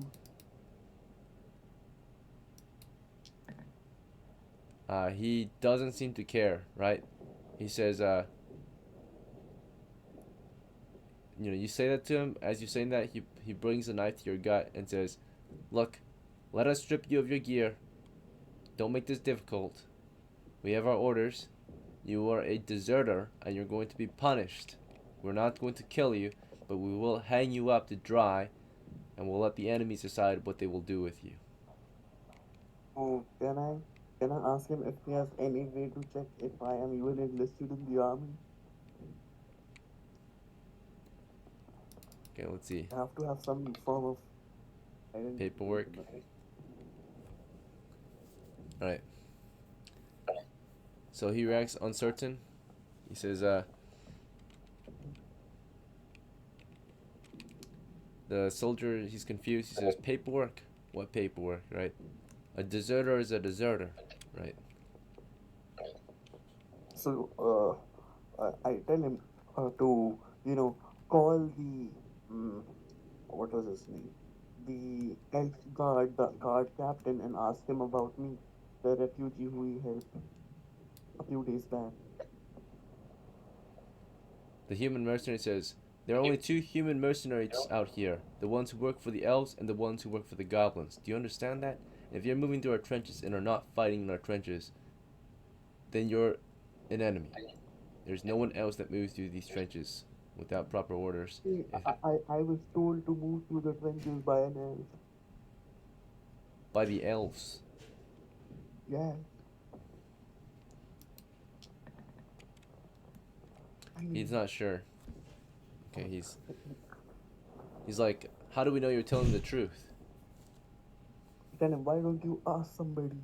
Why don't you send one of your men and ask about the human who was passing not through the trenches, but near them, and how they asked him to go through the trenches. All right. And he refuses. He says, "Why would we spend the extra energy to do something to a criminal like you? How about we just punish you? Because you're clearly a criminal."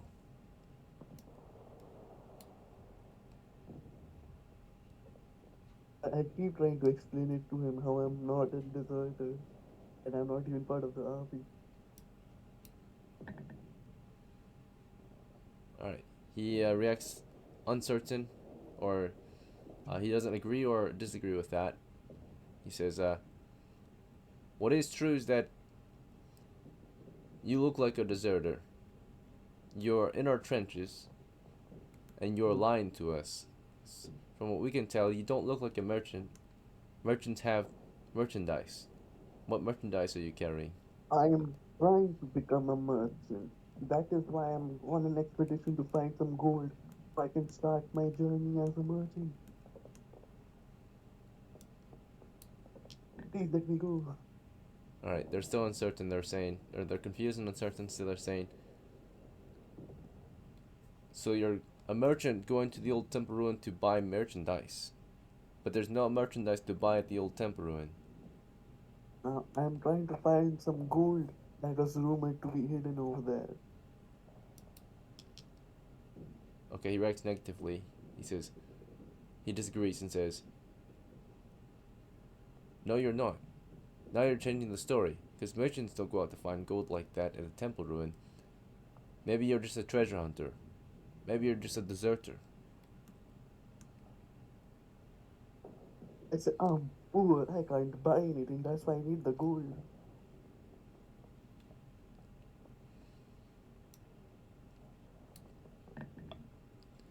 All right, they're still not certain. They say, "We're not certain of that, so we're not sure if we believe you or not. If you're actually headed to the temple ruin to find gold, and if you're actually a merchant. So instead, Wait, we'll keep you here and figure out what the elves say then. How's that? If you are Yes, guilty, sir. we'll make sure you're punished double time. But if you're not, then maybe we can release you. However, you shouldn't be moving through these trenches without proper permission or authorization. If you are a That's my merchant. bad. If you're an authorized treasure hunter, you should avoid the trenches, right? And if you are an authorized merchant, you should have proof of being a merchant. But merchants are not supposed to move through the trenches." He, Oh, he left. he gone. Okay. Yeah, seems like a lot of internet connections are being pretty bad. Like Larry's internet also disconnected. at this point, he should have just made a new character. That He can't make a new character. He can't spawn, recruit or people. yeah, I mean, technically, kind of really could have if you really wanted to, but it would cost one of the few soldiers we have left, right? So every time you spawn a new character, it depletes the resources of all the other settlements and brings us closer and closer to the end of the campaign, which is there's two endings, right? There's well, the end of the campaign is just, there's nowhere left to campaign, right? So this is genuinely victory or hard to death. live. I genuinely, I like genuinely. This has been hard to because of how sad this is. Yeah. Alright. That was abysmal rolls. Back to Chad Yeah, and but, DOCKLA. Yeah, we'll go back to your yeah. team. In the meantime, so You you did guys hear are, what I said about Larry, right? yeah, he's out of internet connection. Yeah, internet connection. He's trying to fix it. All right. In the meantime, he'll To be be an honest, NPC with the goal of survival, right? So Perfectly fine. your troop is moving through the trenches, and DOCKLA is leading them through the trenches, prepared to intervene in the conflict happening up ahead. It sounds like the trench is being bombarded by enemy fire, right? So they're trying to take the position or infiltrate the trench, right? All right, DOCKLA, you Alright. hear the conflict a bit? What's up? You have a question? I was going to ask Benjamin know about. Oh wait, There's wasn't that. that? Ethan, right? Or his character? That they were trying to be the reason that all this started, right? Didn't they know that? What? Benjamin knew about Deacon or Ethan's character that he's playing now. No, Didn't he would he? never know my character. He would never Benjamin know. never Okay. met Never him. met He him. just spawned in the other day. Yeah. Okay, that's Anyways. just sad. Me and my retinue are going to Advance? move up to this wall. So, as DOCKLA's group is moving up through the trenches with his retinue, Chad, you want to advance with them or something else?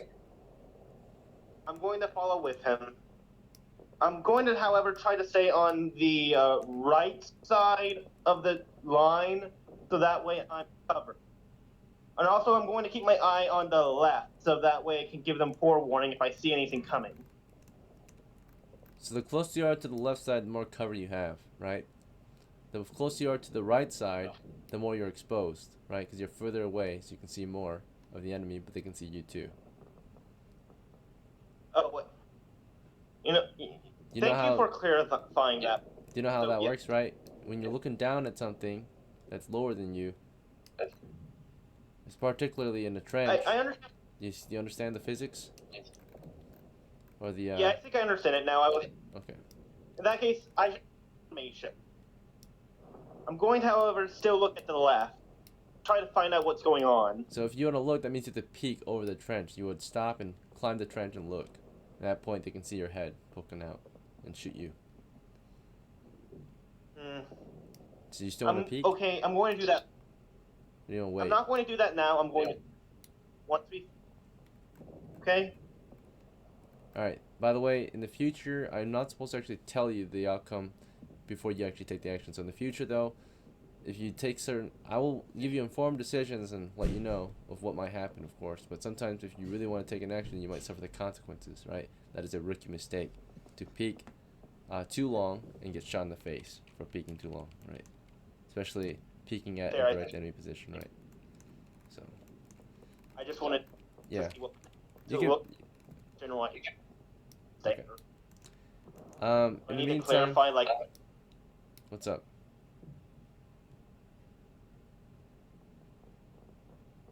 Are you gonna talk? Me? Oh, no, in that case, let's just continue on. Okay, very well. There's nothing... So, as you guys are moving up the trench, it doesn't take you long to get to the next corner of the trench, but Larry slows down and does not want to continue, realizing the situation is dangerous, right? He might just go back, fall back, right? Until his player gets here, he might be able to advance. But it doesn't take you long to get to the corner, and you can hear arrows being fired down from the mountainside into the trenches, right? You see smoke, right? Because they're firing incendiary arrows. So they're lighting up the trenches, right? Anything flammable might be caught aflame, such as tarps and cloths, supplies and such. Anything wooden, anything dry. Alright, but it's a cold winter day, right? And it's snowing outside. DOCKLA, what do you want to do from here? I shout down to Chad. Go up the trench, see if you can find the humans and the elves that reside in this trench. We will hold here. Come back when you get information. I agree, and begin to make my ascent, and begin to make my passage. Making sure to stay as close to the cover as the trench as possible. So if you're gonna pass them, you're gonna have to move to the right side of the trench, momentarily. Temporary. So I'll be temporarily vulnerable. Yes.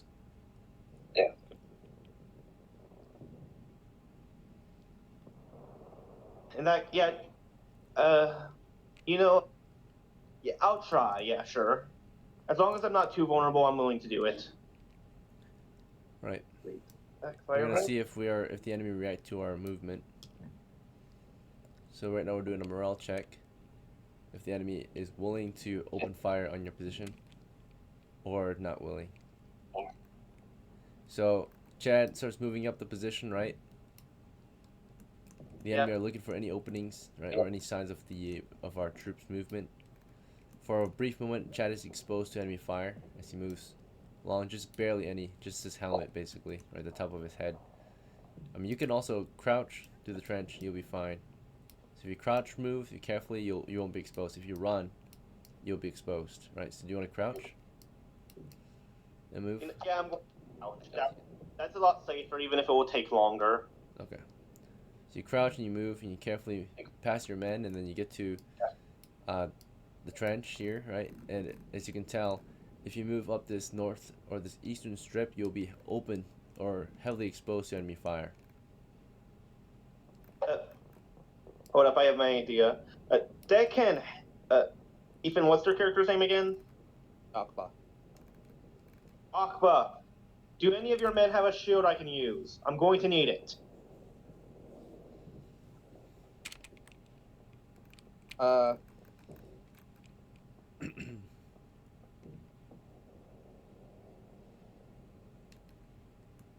Pretty. I shout out to CLARO. Help Chad. Help. Cover him with your Right. shield. Is he coming with me, or is he just handing the shield? I told him to cover you.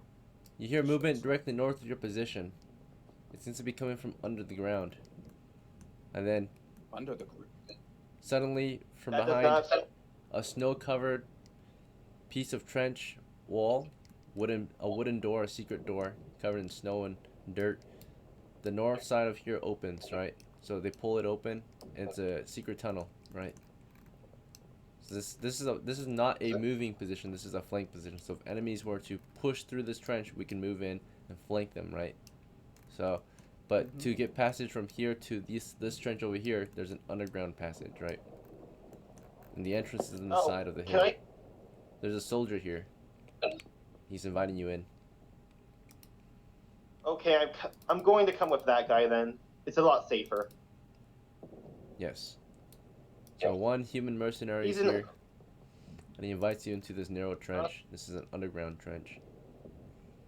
So it's very narrow, Follow him in. and it's a direct route, of course, to the other trench. All right, you guys climb inside. Me? Not me. Not me. Yeah, there we go. You climb inside the trench. So he's like, you know, he opens up the door. He heard you guys advancing, and he says, good morning, sir. Thanks for coming. We have one wounded up ahead. We need them evacuated to the base camp as soon as possible. We stuffed the wounds with bandages, but he needs serious medical attention. He was shot in the eye. Okay. So he's leading you through. And eventually, of course. Wait, I have the perfect idea.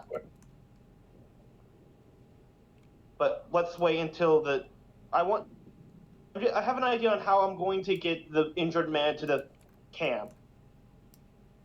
All but right, yeah. So we have the injured man inside the trench right now. So he's just lying right here, injured, right? Or sitting against the wall, injured.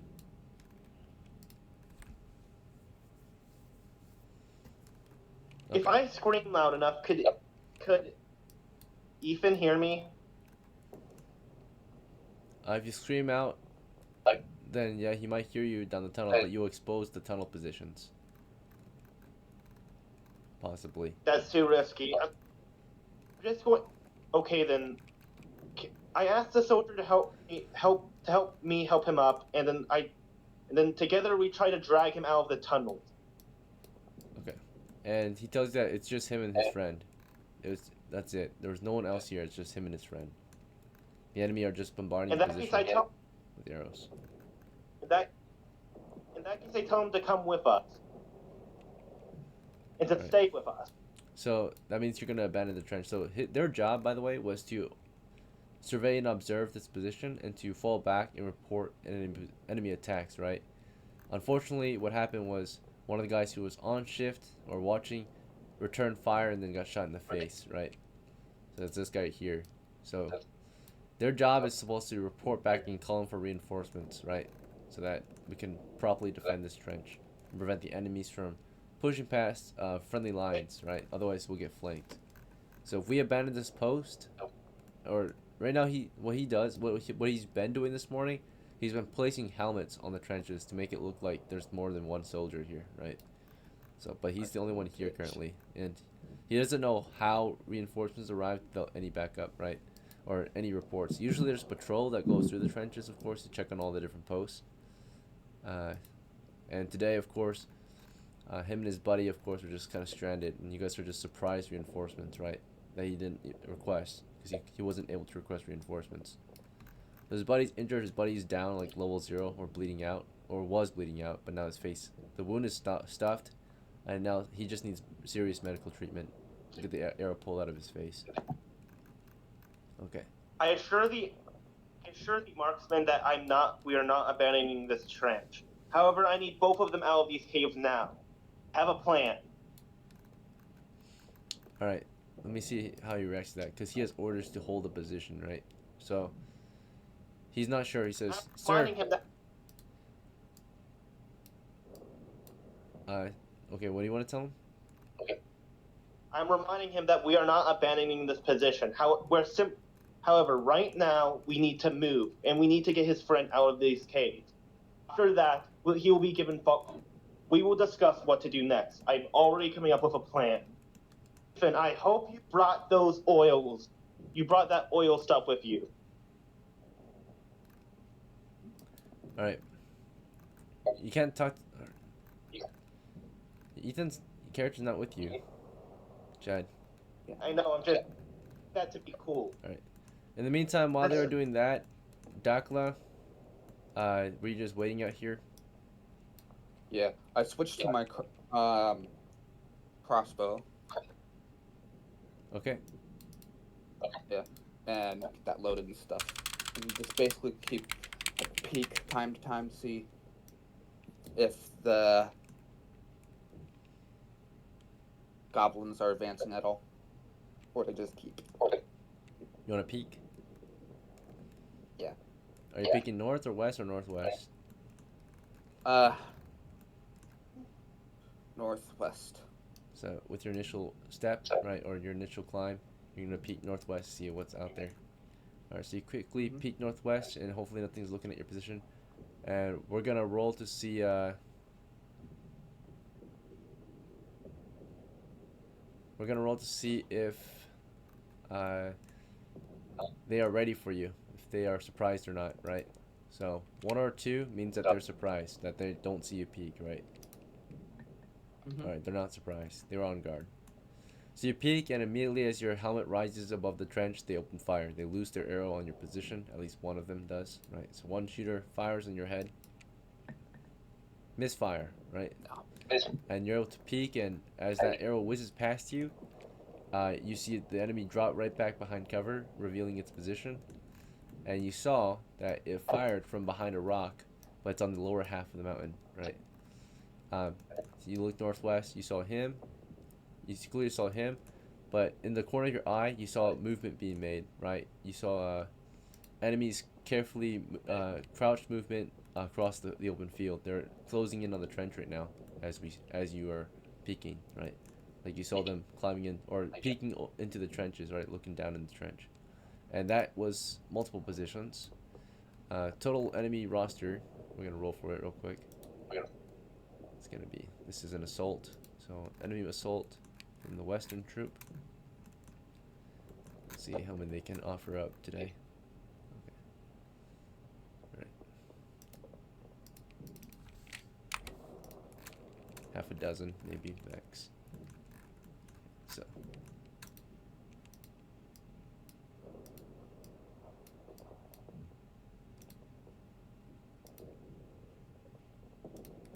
So you saw maybe a few goblins just carefully moving together across the field, in line, right?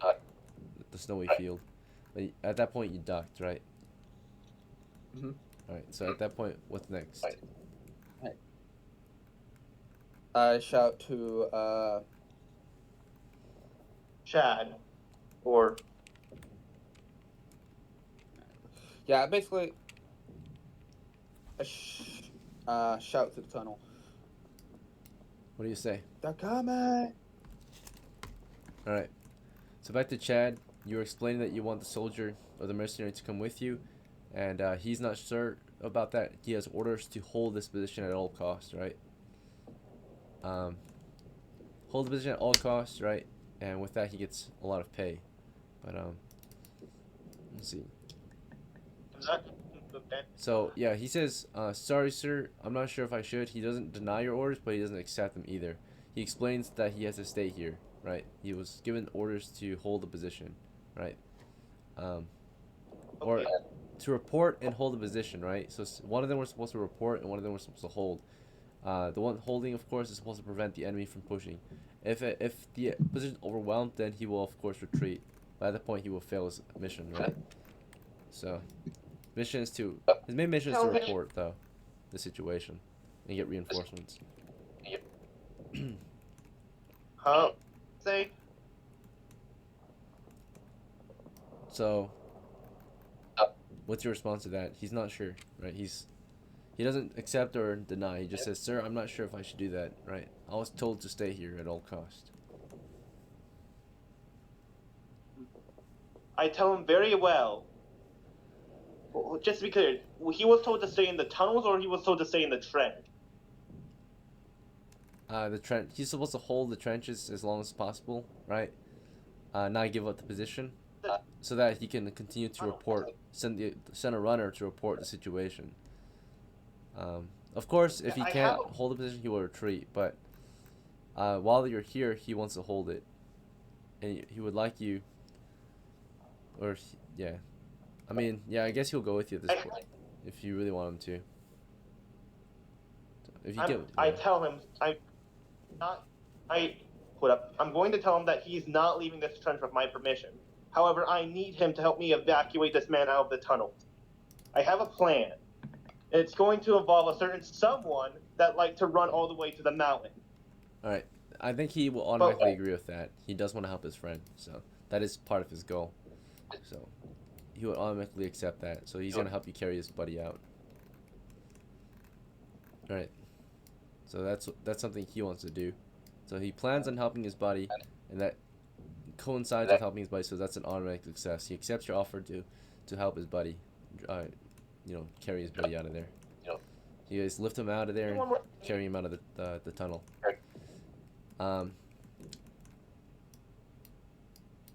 We don't know these guys' exact positions anymore. We're just gonna take them off the board for now.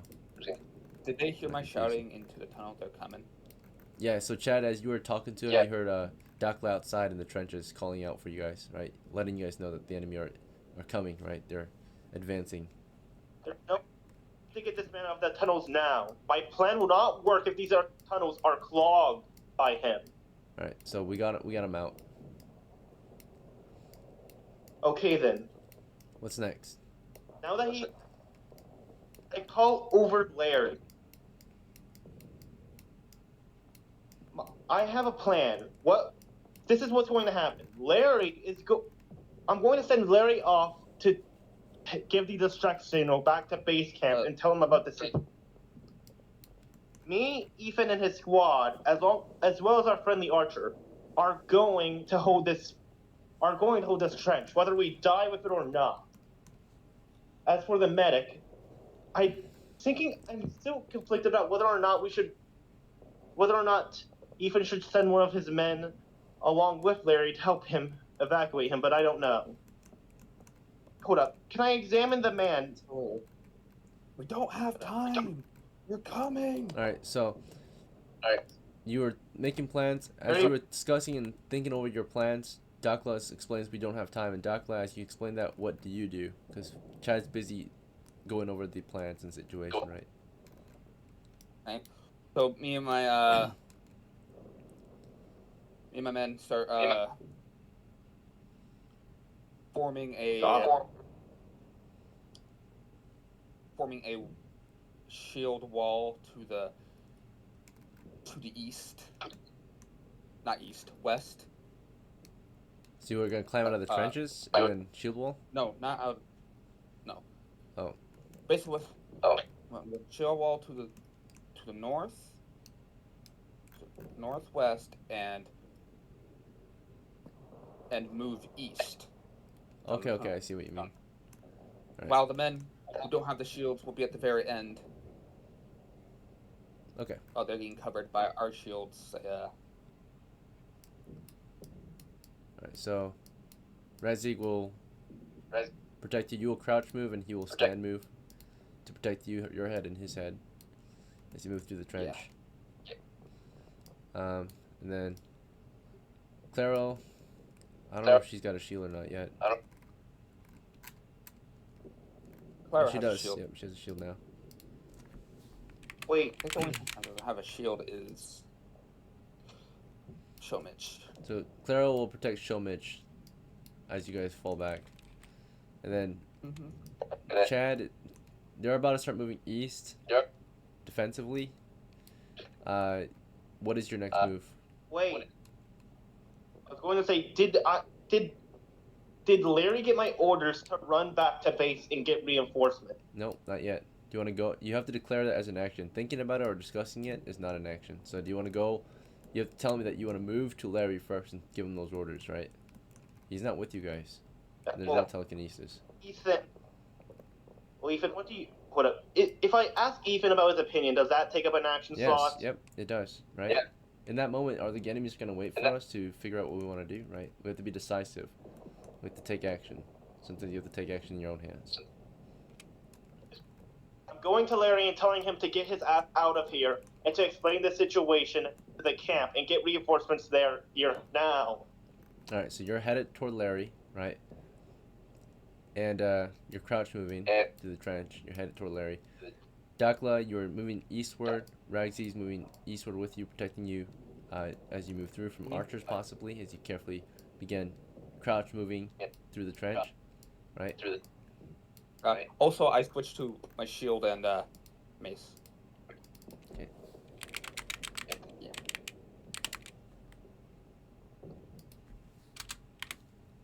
Alright.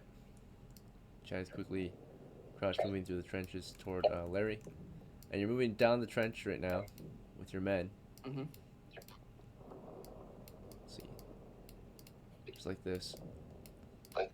And suddenly, around the corner, as you might have expected, an enemy position appears, right? So, it is an armored goblin. An armored goblin, right? So, you're moving through the trenches. You probably realized that after all that time when you guys were just waiting in this corner, they were probably moving through the trenches, right? So, they didn't just, like, pause and stop time, right? But all of you guys were figuring Aren't they also very slow due to their armor? Well, it looks like they're already here, right? So, let's see. Well, I wasn't spending time doing. I was getting everything. Yep. So you got halfway through the trench, roughly, right? Waiting on them to clear out. Waiting on, of course, Chad to clear out of the way, and figure out himself, right? And as you're moving through, you got your shield and mace, and suddenly you see a goblin archer behind your shield. You can take cover behind your shield as it looses an arrow down on you, right? Yes. Okay, so looses an arrow on your position. Incoming arrow, misfire. Right, hits your shield, and you're able to you want to charge him? Yeah, charge him. Yeah. Right, you try to move and close the distance. RADZIG will, at that point, if you charge him, then the enemies can fire on you. Is that fine? Yes, that's perfectly fine. Okay. In that case, RADZIG will turn around and charge with you then. and then Shomik and CLARO, they see that, but they just continue to carefully move up as CLARO protects Shomik, right? Yeah. So, all right, and you guys are rushing his position. As you start running, of course, enemies here, they can't clearly see you. You're crouch running, so you're crouch running through the trench, and the ones here can't see you, but the ones all the way up here possibly can, if there is any up there. Turns out, there is. There's one. So that one sentry up there surveying the entire trench is able to loose an arrow on your guys' position as you're running east through the trench. One arrow is incoming from the west. On your back, it's going for RADZIG.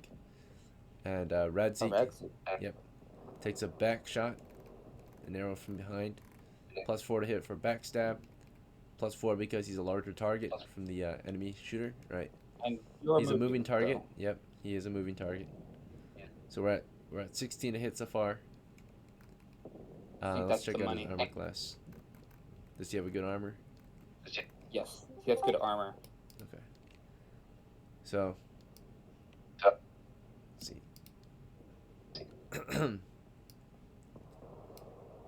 Alright. The shield doesn't benefit him too much, but his body armor does. So that's definitely good. Alright. He gets a double armor class. Right? So. Yeah. But that's not going to be enough because to get armor class 3, you need helmet, gambles, and shield. He has 2, 4, and 5. So from 9 to 4. Yeah, it's a hit. Oh, yeah, he also has dexterity. Huh? Yeah. But he's probably going to be able to tank the shot anyways. Yeah. Alright, the enemy gets 50% damage. It's a smaller shooter. So they hit more often, but they do a lot less damage. So 1d3 damage. -1. So, because goblins do 1d, they usually do 1d6 -1, and we're going to divide by 2. So it's 1d6 -1 divided by 2, I think. Or is it normal damage for them? It might be normal. I'll look it up real quick. I don't know. I know they have a -1 to their health, and they fight like normal men. I think they fight like level 1 fighters, possibly. Let me double check. Oh, they have 1 hit die, but they fight like they save as normal men. Yeah. Okay.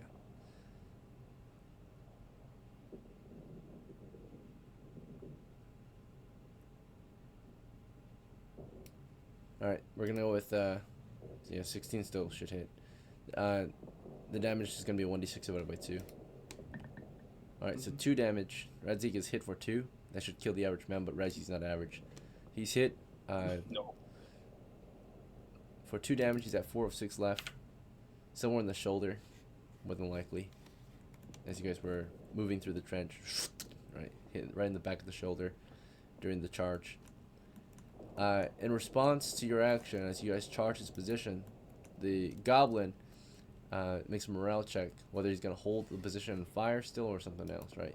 His job is to breach the trenches, right? That's his main job. I do have 1.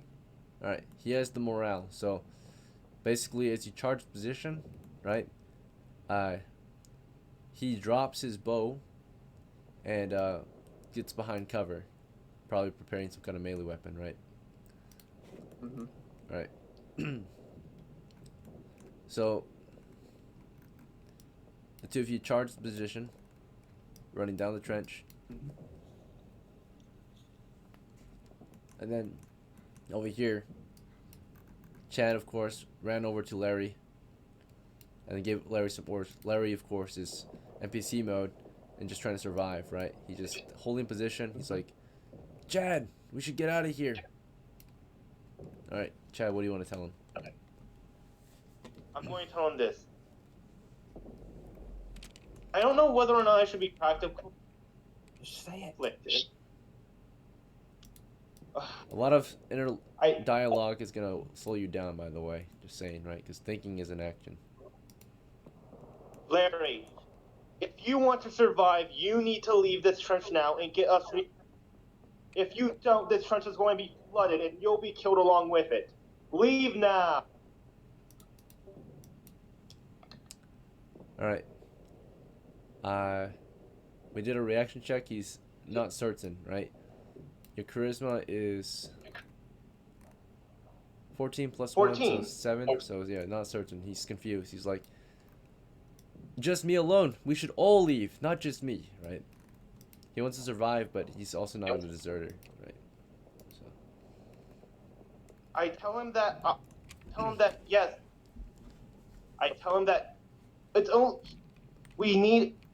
Tell him that we need all the men we can have, and that he's the only one that's able to leave. I promise him that I'll distract the archers. He'll make it safe, but I need him to leave now. While I can help distract the archers along with him. Try to tell him that if he does now, he's going to die. right. So DOCKLA and RADZIG are rushing the enemy position, right? Okay. And DOCKLA, you're charging the position, and a different goblin comes out, right? Not the archer. The archer fell back, but this goblin here steps out from around the corner and does not have a bow and arrow. Instead, Grenade. yes, he is holding a fused grenade, right? So it's been lit. They were waiting for this moment, right? So you're charging, and this one single goblin in heavy iron armor, right? He's got a heavy helmet on, possibly, and some other heavy armor, but he rushes you with a grenade, right? Just charges you. So as he charges you, with this grenade, how do you want to counter this? You're charging him. He pops around the corner with a grenade in his hand. The fuse is lit. I don't know. Do you want to just shield? Do you want to stop and retreat, or something else? You want to just rush him? Can I push him? Yep, you can just tackle him. Yeah, so you going for a full tackle against I him? don't know what to do. I'm not tackling him, but No, just pushing him. Pushing? How? Like shield bash? Yeah. With your hand, with your mace? Yeah, I hit it with the shield. I don't know what to do. Okay. I'm in a So realizing there's a... situation that I don't. Okay. Pushing Let's see what But Ryzie does. I'm doing a desperate move. Ryzie gets a I'm doing morale it check, right? Ryzie follows suit with you, so you run toward him. Ryzie is charging with you. He's like, "Get him!" Right? And the goblin runs toward you, full sprint, with the fused grenade. And he doesn't want to die either, actually. So he has his fused grenade. You're running at him, and he just chucks it point blank at you, right? So he chucks it point blank, and as it flies toward you, do you want to try to hit it, or? I was gonna say, may I change my action then? Sure. You're running toward him. Can I just do a full charge? Yep. He throws the grenade at your feet, right? He throws it at your feet. And you just run right into him, and Ryzie runs right behind you. And this guy, of course, dropped his bow and arrows for close combat. He pulled out his weapon, a melee weapon. But there's 3 of them total. And this guy has a melee weapon too. So we've got a grenadier. Able to hit him. All right. Yeah. So what happens is, DOCKLA, you run toward him.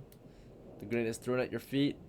And we're gonna roll to see if you're faster than him. Basically, if you're able to slam into him before the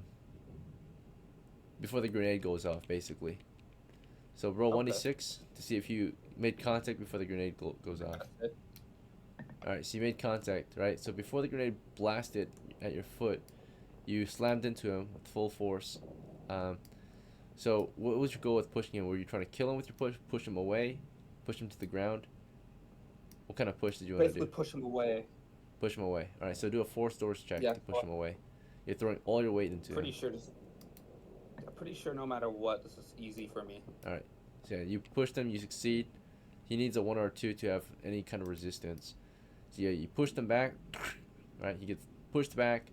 Do you want to go with him with the push, or did you want to just push him instead? I'll go with him.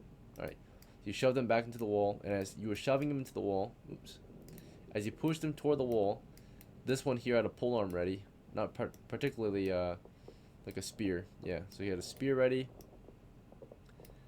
But it's not any kind of spear. It is a fire lance spear, right? So they have gunpowder weapons, right? So he has a fire lance spear, right? And as you move in, all he does is he tries to stab his spear into your shield. He's doing an unarmored attack, or he's attacking your armor. know So he's stabbing at your shield. I know what. Right. And his fuse is lit too, but it's a longer fuse than the grenade, or he just recently lit his.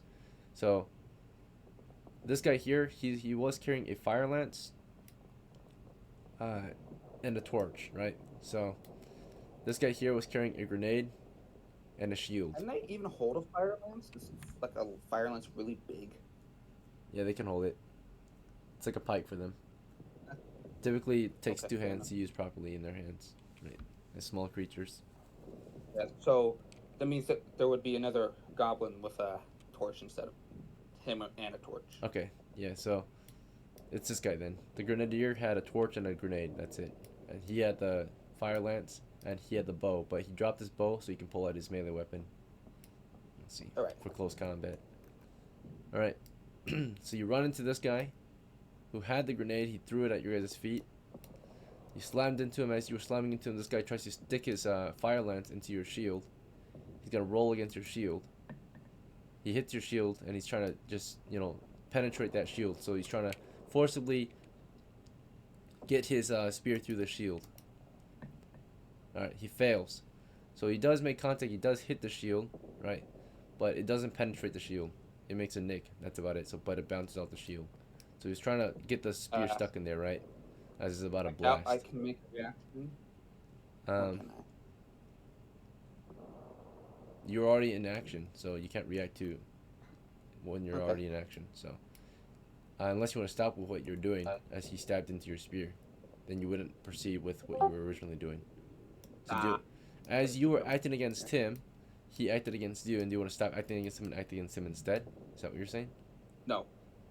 I'm just gonna keep Proceed. Okay. forcing my way in. Yep, because everyone has an action, right? They have an action, and if you change your action against him, then you're no longer doing that action against him, and he's gonna do his thing, right?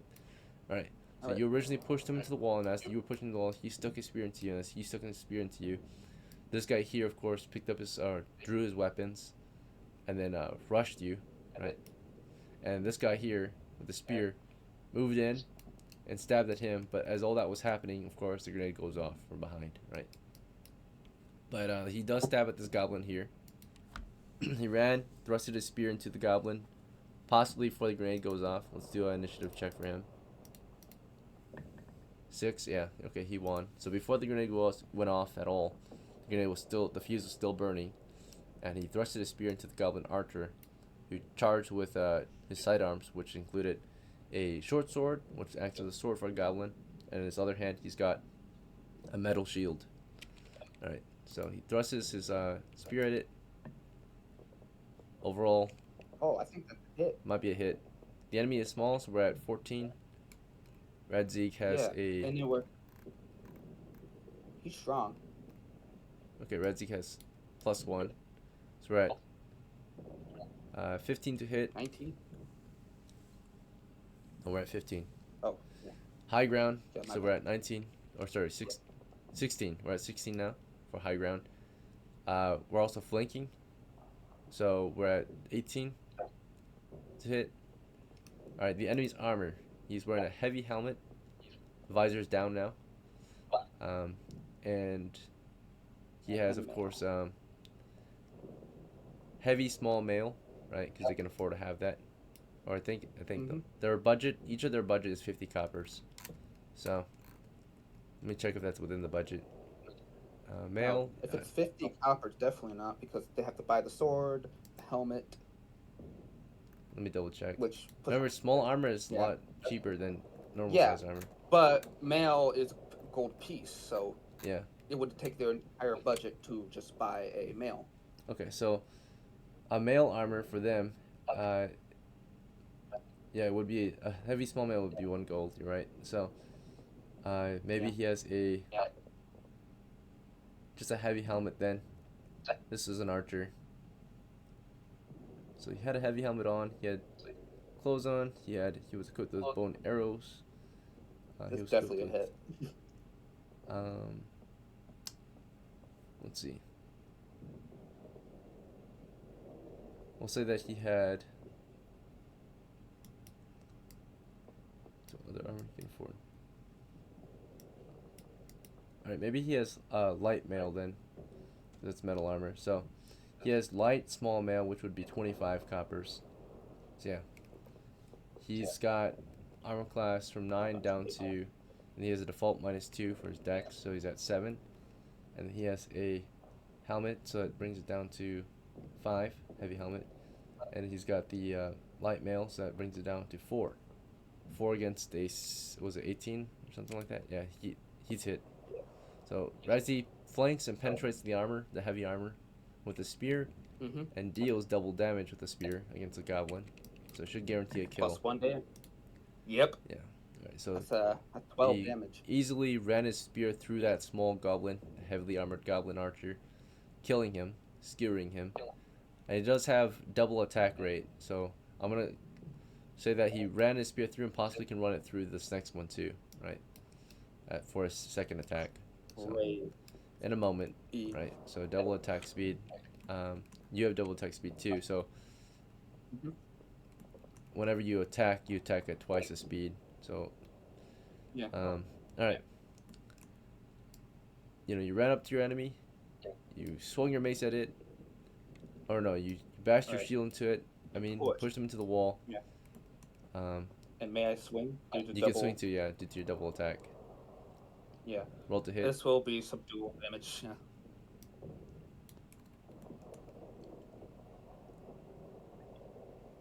Fortunately, I think I'm going to miss with that. Alright. The grenade landed around here.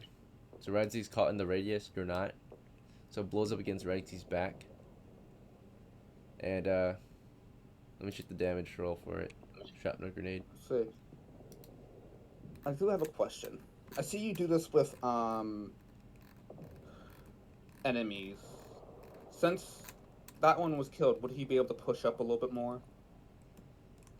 Yeah, that's what we're gonna... No, he does, but then the grenade already possibly went off by then, right? Okay. So, the grenade's gonna go off. Oh. Yeah, so the grenade was lit, basically, as soon as you guys were charging, right? So as soon as you were charging, the guy who backed up, that's when it was lit. So it would have a 10-second fuse. So by the time you guys close the distance, that was about 5 seconds. And then by the time you get your first attack off, because most characters take 10 seconds to get an attack off per round, or about 5 seconds, 5 to 10 seconds. You guys take 2.5 to 5 seconds to get your attacks off instead, because you attack at twice the rate. Yeah. So that grenade though doesn't account for that. So yeah, by the time you guys already moved up and made your first of 2 attacks that round, the grenade would probably already have gone off. Yeah. So let's see. Alright. Trying to make survivability. He ran his spear to that guy. He's trying to run it through this guy too. You charge this guy. You bashed him in. Let's see.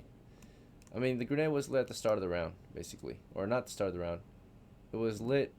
So the start of the round was basically when we engaged. As soon as we moved toward them, the grenade was lit. It took 5 seconds for you to close the distance swiftly. And it took about 2.5 seconds to 5 seconds for you to get your first attack off. So, and it takes 10 seconds for that grenade to go off, which was thrown at your feet. Therefore, there might be 2.5 second gap still. And I guess we'll do an initiative check again. So if we pass this next initiative check, the idea is that he's able to move in and stab the second one right before the grenade goes off still. So. Alright. Here's his initiative. 1. Enemy's initiative 1. Grenades initiative 6. Alright, so right before, as he stabs this first one, right before he can move through the second one, the grenade already blasted or went off. 10-foot radius around here. Alright, let's go over the damage. So I give him a chance to let the dice aside. No, he still failed that. So, alright, combat rules. List of items. Grenade. So, what type of grenade would it be? Would it be a smaller one? Would it be a normal one? Shrapnel grenade, 10 coppers. Goblins can afford it. Alright. and they can produce them. It means to produce these shrapnel grenades, which have a 10-foot area. Alright. The damage will be reduced because, of course, he has armor on. This is considered a... So yes, It does ignore armor, fully able to. but armor does help protect against, I'll say armor does help protect against the shrapnel. If he's got full body armor, which he does. He has a body and helmet. So, I'll say he'll take 50% damage. So the damage is going to be, instead of 2d8, it's 1d8 shrapnel. So he has a chance of survival. Alright, he killed him. Nah. So it blows up behind him, boom, right? And, yeah, he's blasted forward. So he stabs the goblin and explosion goes off, a small impact grenade, right? Small medieval grenade goes off. He's hit by a piece of shrapnel and just falls dead, right? So there's an explosion behind him, piece of shrapnel ripped through him, and just falls over dead. And this goblin here got a spear stuck in your shield, or tried to, it bounced off. You swing at this goblin with your mace, roll to hit. You successfully push them into the wall. Now you're swinging with your mace.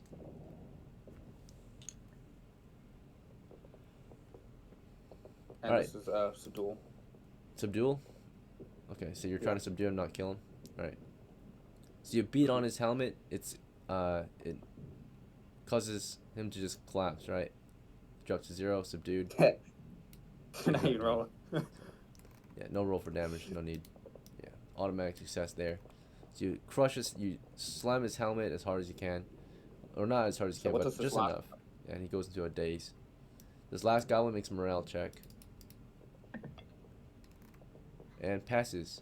And despite the situation, right, he holds the fire lance steady, and it detonates, right? So the fuse is lit earlier, and he ran it through your, or toward your shield. It did not get stuck, so it's just facing you. He's just having it face you, point blank, right?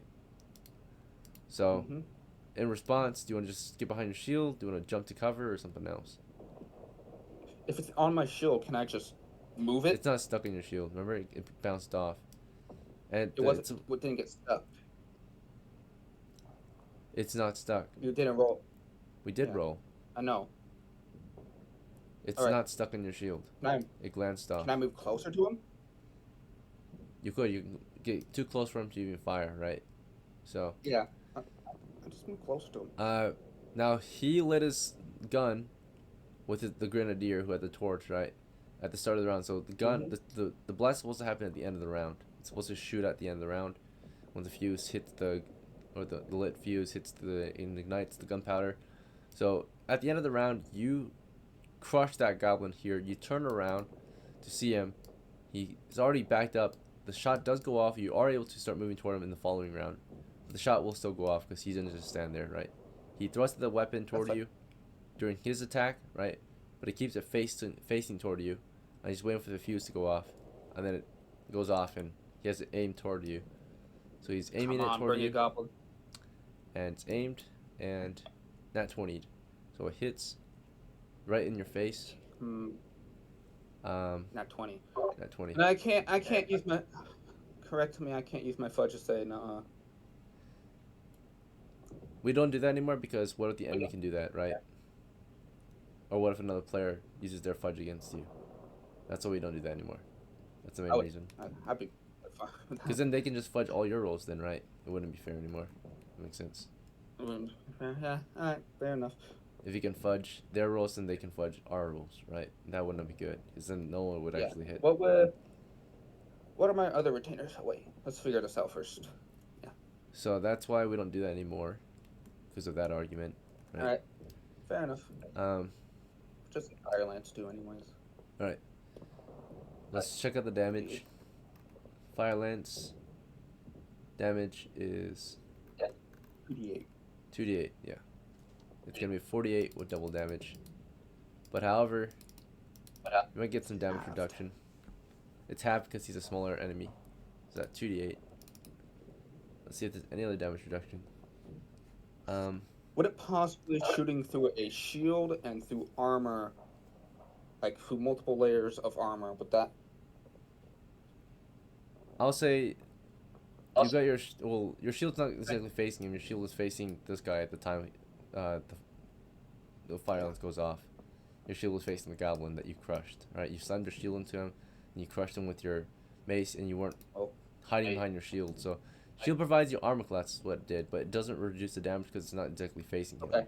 So he didn't hit your shield, he hit your face, right? So All right, come on, bring it. we're looking at the face. The helmet would half the damage, but the bleed factor will bring it back to normal damage. So therefore it's 2d8. All right, let's see if you can survive this. Come on, bring it. Come on, bring it. I have 6. All right. So 7 damage. So you went down to -2. So the fire lance goes off, boom, right, and pieces of shrapnel just rip through DOCKLA's face, right, the side of his helm is blasted open, right, and half his face is just torn off, right. So All right. that is the end of I don't DOCKLA's think second. he's getting. So May I? it was a nat control 20, a very my unlucky roll, right. So the enemy got a nat 20. So what's up? Can I take control of my retainers? Possibly, if they're still within morale, you could possibly start controlling them, but death is, yeah, you died, so we'll see if they stay in the fight, and if you can continue playing as them instead. Right. If the morale doesn't break, you could possibly play as them, right? So, I am going to be just a player. but of course, if you play as them, the idea is that they were your next of kin, because you only can play as your next of kin, so you possibly name this guy your next of kin. Right. Nah. No? Just see what happens. Because they're non-player Yeah. characters. They're not supposed to be playable. I am kind of getting tired. Right. So, let's see. Unfortunately, as DOCKLA got his face blown off by this goblin soldier. DOCKLA the third will be better. Hopefully, yes. CLARO and SHOMICH, of course. They were, of course, carefully advancing up the trench. Right, and they see the explosion go off. They see RADZIG gets blasted dead. They see DOCKLA crushes a goblin against the wall and then gets his face blasted. Things went south very quickly. They make a morale check as a group. So as a group, collectively, as these retainers, they stay in the fight, or they do as they were ordered, which was to advance through this trench and fight the enemy. Right. This one archer here, we'll try to back them up, but let's see what these guys are doing. So Larry was told to retreat, and he was confused. And then Chad, you told him to retreat, so I think he's starting to retreat maybe, right? But what are you going to do after that, Chad? Well, my plan is to get all of the soldiers. Is to get me and the other archer into those tunnels, so that way we can try to set up an ambush. Do you want to move up toward the tunnel? I want to tell him to get back in the tunnels. We're setting up an ambush. We're going to pincer them along with Ethan's remaining personnel. All right. So you're moving up through the trenches, and unfortunately, Ethan was killed in action, so Ethan, for the remainder of the game, you're welcome to spectate. But otherwise, you're welcome to also take your leave. Have a good rest of your night, brother. Sorry for your loss. Yeah. Don't take it worry. easy. Yep. This is why I've been working to get a fudge for. Yeah. So I can make my next. I fully intended for it. Well, not die here, but I didn't never expect DOCKLA to actually make it. You know. Through the trench. You know. Okay. Yeah, that was super As long unlucky as right my there. body. And that 20 is just... My body. Yeah. My body's retrieved, everything's fine. But if it's not, it's okay. Well, have a good night. Have a good night. Take care. Alright. So in the meantime, we're going to take a break from this combat. We're going to go back to Benjamin's scene for a bit. So those who are in the combat, take a break. Alright, Benjamin. You were out in the trenches. What's up? Can we go to my scene as well? Can we go to my scene? Hello, as well? Zul. Is that okay? Unfortunately, you're too late. You missed out. Okay, that's fine. You have to join the next game. So am I hanging to So dead to or bring you into this something, particular game, we're already wrapping our game up in a bit. We've been playing for 3 hours already, so Yes, yeah. yeah, we're gonna be ending our game soon. So we're over the time limit. Okay, but definitely can join in on the next one for sure. There will probably be another one. So, all right, Chad, we left off with you in the trenches, and the thing is that you were, of course, you were restrained and captured by the Yep. soldiers who think that you're a spy, right? Yeah. That's where we left off. I think they were no, they were sent. One of them was sent to ask about me. Yep. So they have been finally kind of convinced to not hang you up right away, but to confirm that you were ordered by the elves to move through the trenches, right? Mm-hmm. So they spent some time sending some troops, or one troop, a runner, to get word from the elves on the situation, and we'll get a roll to see the results, whether he reacts positively or negatively to the response. Not certain. So there's just confusion. DM, can I roll next? Can I just roll? Can you do what? Like, instead of you rolling, can I roll? This is their One. reaction, though. Like, we're rolling for their reaction. Oh. Like, This is Yeah, I get it. like it's, you know, like when they attack you, right? You don't get to roll their attack. Nah, They I roll got it. their attack, right? I have to roll their attacks. I have to roll how they react, right? So this is a roll to see how they react, right? That's why you can't roll it, because that's their reaction. You only can roll it when you take an action, right? So this is when they were talking, right? So, all right. So we rolled for their reaction, right? Which is an NPC roll, non-player character roll, right? And the roll was 7, so it means that the elves reacted uncertain of the situation, right? They're confused too now. So, with their confusion, they're not sure about the situation. And therefore, the mercenaries, they went there to explain and to get confirmation that that you were ordered through the trenches, and the elves were not sure, right, if they ordered you to move through the trenches. In response, the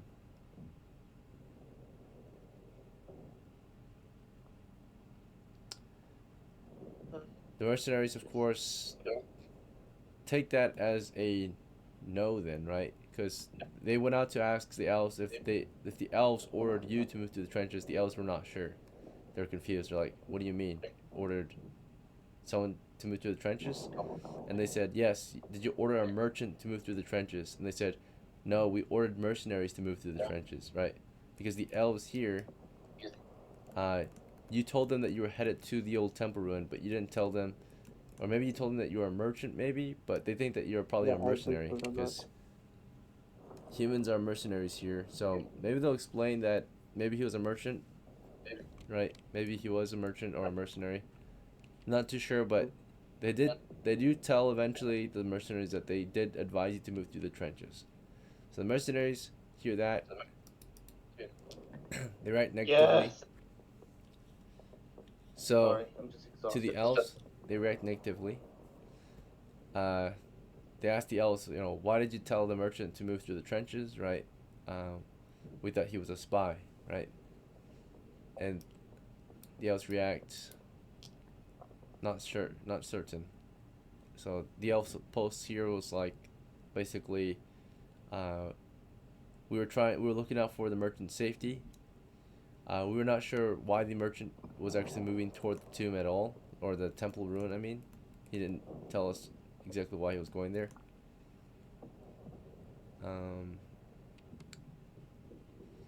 And now there's going to be an investigation, I suppose. So the elves are not sure who you are either anymore, if you're not a mercenary or a merchant. So at some point, there's an investigation for you, right? An elf and the soldiers return, and they're going to question your reasoning for moving your merchandise or if you're a merchant, they're gonna question why you need to go to the old temple ruin.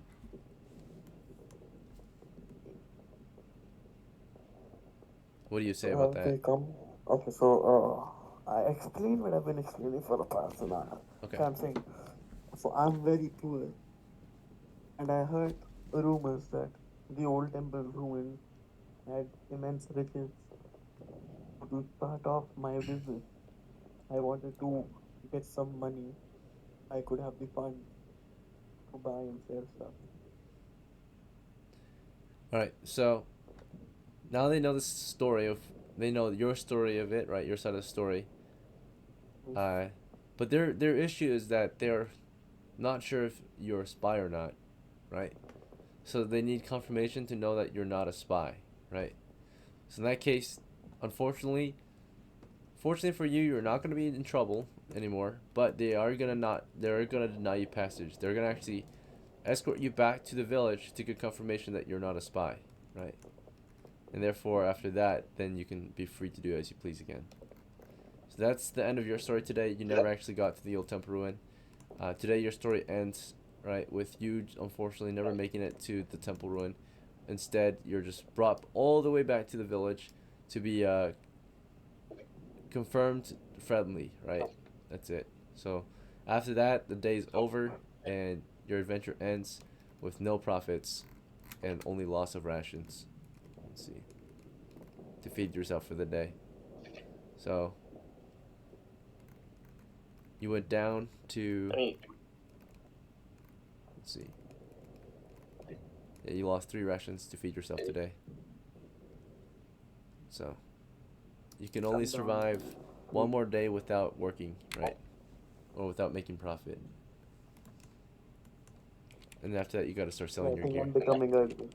Slowly and surely becoming a beggar. Okay, hopefully that doesn't happen, but unfortunately you didn't find employment today, sadly.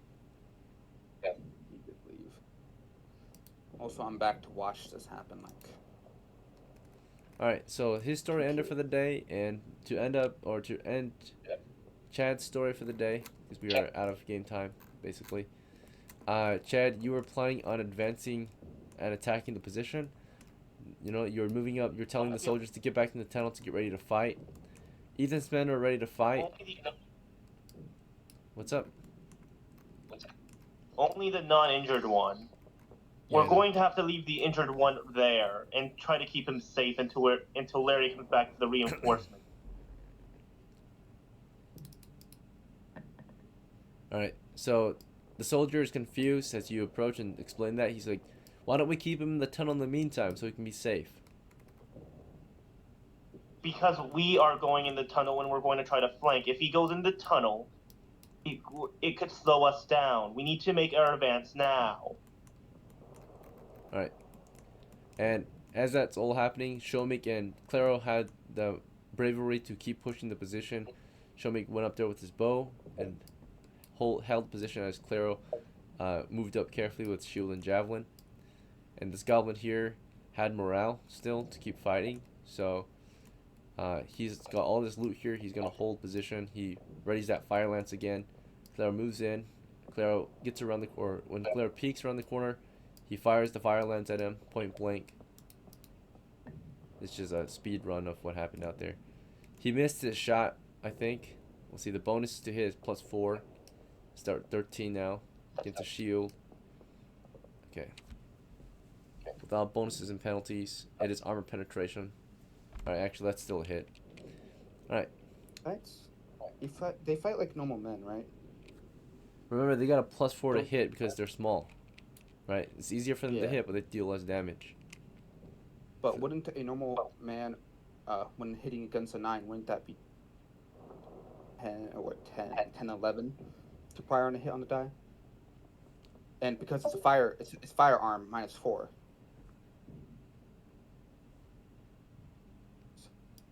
Yeah, so -4, +4, 9. Close range, 10. Let's see if there's anything else. Because normal man to hit armor class 9 for a normal man would be an 11. So They fight as I normal think men. he would want you to. Yeah, don't they? That's what I saw on. I might be just wrong. Okay, we can refer not- to it. Let me zoom out. Could it be there a difference between basic and expert goblins, or would No, they they're be the same. Okay, then either I'm going crazy or I know kobolds fight as normal men, for sure. I might be just confusing kobold. I'm checking. Save as normal men, but attacks as.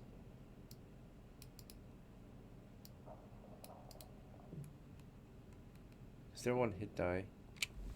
I think in OC they have their attack or their THACO. It's attacks. Pull up the OC.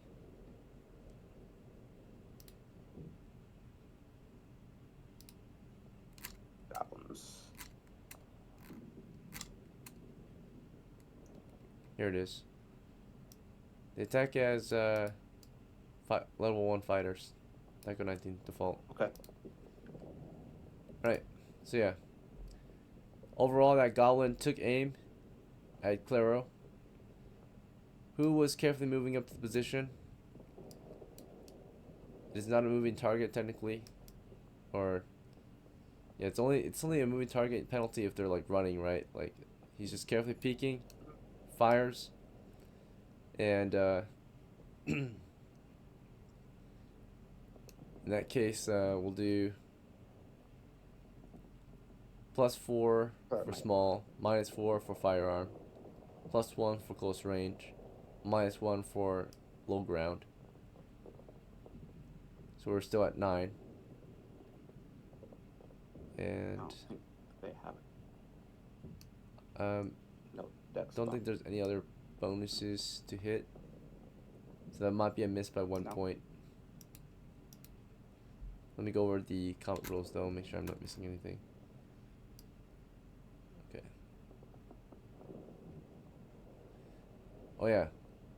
Sight. They have sight penalties. They can't see well during the day. Yes, it's daytime. So he's a blind shot. He fires at CLARO and misses by a few points, right? So there's a explosion, right? CLARO, it goes right past CLARO. CLARO rushes in with the javelin, right? As he fires the fire lance. As he fires it, CLARO closed in and ran his javelin through twice at twice the speed. First attack was a hit. Second attack was a miss, possibly. Because 16 we get. Well, 16 we get -4. So that'd be a 12. I can also do subdual. And then of course, Against armored enemies. so he's got a javelin though. Let's see. The damage would be half. So if he wants that +1 to hit. Half. All right. So wait, let's Go. see. We had 16 -4 for the goblin being small, so we're at 12. High grounds we're at 13. Strength bonus -1, so we're at 12. Oh no, wait, that's the wrong character. +1, so we're at 14. The goblin has armor class 4. He needs 1 more point to hit. Let's see. Are there any other bonuses we can apply? So I did the above bonus. Alright, yeah, well, I guess he'll go for the subdual hit. So +1, so half damage. So he goes for the helmet then, right? Subdual hit, just aims for the armor basically, and deals half damage with the javelin, which still does double damage. So from 1d4 divided by 2 times 2, right? Because he's large, he still hits, still deals 1d4 melee damage. Did 1 damage. The goblin only has 6 hit points. Thank you. So Also remember he's the at 5 +1 left. strength bonus. Okay, he's got 4 2. left. Yeah, +2. So that's double 2. Right. So in that case, we're at 2 left. The goblin's almost killed from that subdual hit to the helm. Right, so he ran up to him and Would the other hit smacked his also smacked hit? his head with it. Yep, here's the second hit. The second hit The second hit was too low. It was 13. It was way too low. Well, 13 plus 1 would be 14. Gets an armor class, what, 7?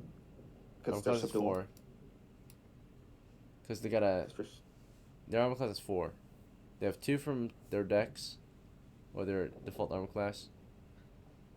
They have 1 from, or 2 from heavy helm. And then some body armor, of course, too. His body armor would include Okay, light mail armor. 13. They got a plus. Yeah, okay, they got a 13. So, Yeah, that's a 13 miss. plus 1 from strength. a Plus miss. 1 from, if they do subdual. Because the other guy only hit by... The other guy hit on the dot, basically, with that subdual. So 13 would Okay. still be a miss. Okay. It would be down by 3. Right. Right. So it's a miss. So with that, of course, Goblin's wounded. He smacked the Goblin in the helm. Goblin's in a bit of a daze. Shomik, of course, as that happened, Shomik ran up there with bow and arrow on the flank and loosed it. So, or will loose it in the following round. So quickly ran up there, got in position, took aim. Start of the next round, looses the arrow on the Goblin before the melee ensues, or yeah, before the melee can really continue. Shomik got up there with an arrow knocked and loosed the arrow at the start of the round. Alright, that'll be the wrap of the combat, so basically. Alright. So overall, the story ends with the Goblins on the mountain retreating. Right, the position could not be taken. Our bodies are recovered. Yep, and our comrades would be recovered, their corpses, right? Along with enemies to be looted. So we won the battle. We got 3 enemy killed. That one's unconscious. Yeah, one One of them's one's unconscious. Okay. Someone so to wrap stab it up, him. right? We have to wrap this up. So I'm not gonna let you guys take any more actions. We're gonna wrap it up now. Okay, we're gonna go over XP. So Two. the enemy were 5 XP each. The main value is their gear. So that's 15 XP for the enemy.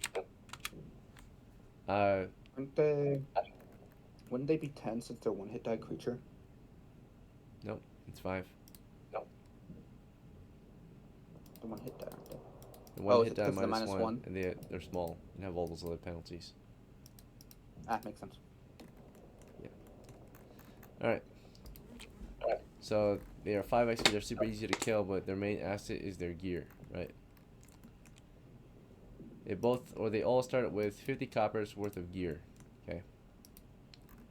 So one of them, of course, or all of them, had small sized heavy helmets, which are valued at let's see. So each one had a small sized heavy helm, and that's valued at 5 coppers. They had a small sized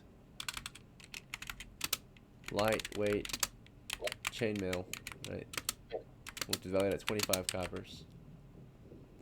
So that accounts for their armor. And now for their weaponry, they'd have 20 coppers worth of weaponry. So one of them was an archer. That archer was equipped with a short bow and a quiver and some arrows, which was very little to nothing. Also had a metal shield, or in other words, just a heavy small shield, right? Or a metal small shield. So just extra heavy. Let's see, metal small shield.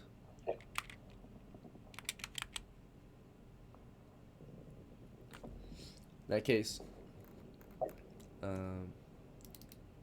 see. Price is for metal gear. I think the price is basically just doubled. Yeah. I have a question. What's up? Do I get any XP even though I didn't actually fight anything? Yeah, possibly. Yeah, you still get XP. You still took a few risks. You get XP Alright. for the risk that you took. Just saying, I kind of felt useless during that fight. The only thing I did was yell at Larry to get his hands off his ass and actually go get us some help. And I didn't do anything. Yeah, so you know your job is magic user. Your main role in that combat would have been to cast sleep. So as soon as you saw the enemy, you could have casted sleep. That wasn't I a good didn't- opportunity to cast sleep. But you didn't put yourself in an opportunity to do that. So if you advanced with them through the trenches as they were in the middle of their combat or skirmishes, or if you were able to lure them out so you could see them, and then you can cast sleep on them, right? So Oh, you could have flanked. you can Just by imagine magic yourself. users are kind of like artillery, right? Once we can reveal the enemy position, we can bombard them with spells, right? Like sleep, for example. So if we get isn't the when artillery have to see the enemy? I guess I'll just have to learn from this experience and make sure to properly use myself next time. so artillery in modern combat doesn't physically see the enemy, but they still have to know the enemy's position to land the shots on the enemy, right? To coordinate where the shots are going to be at. For medieval fantasy artillery, you have to see the enemy naturally, Mm-hmm. physically. Or have it. The difference is you can be in the field while you're doing that, and you're very mobile, right? So you're kind of like more like a tank then, right? And or you're the gun on the tank, right? So you still got to see your target, So, like, right? And you can take out a bunch of them at once, but it's fine. how So- can I play? My DOCKLA's heavy helmet is the thing that got destroyed, right? By the fire lance. Yeah, that thing's blasted. It's definitely damaged at the Also, very least. remember, we got guns.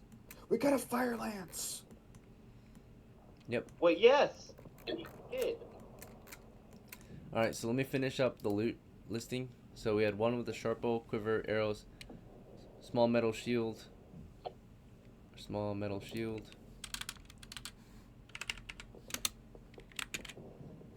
All right, I'm gonna say metal shields are just basically like heavy shields almost.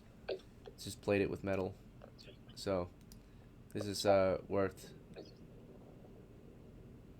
This is 5 copper shield right here. Yeah, because the shield is 5, small is 2.5, metal is 5. So this is 5, this is 4. That means this guy still has 11 left to go.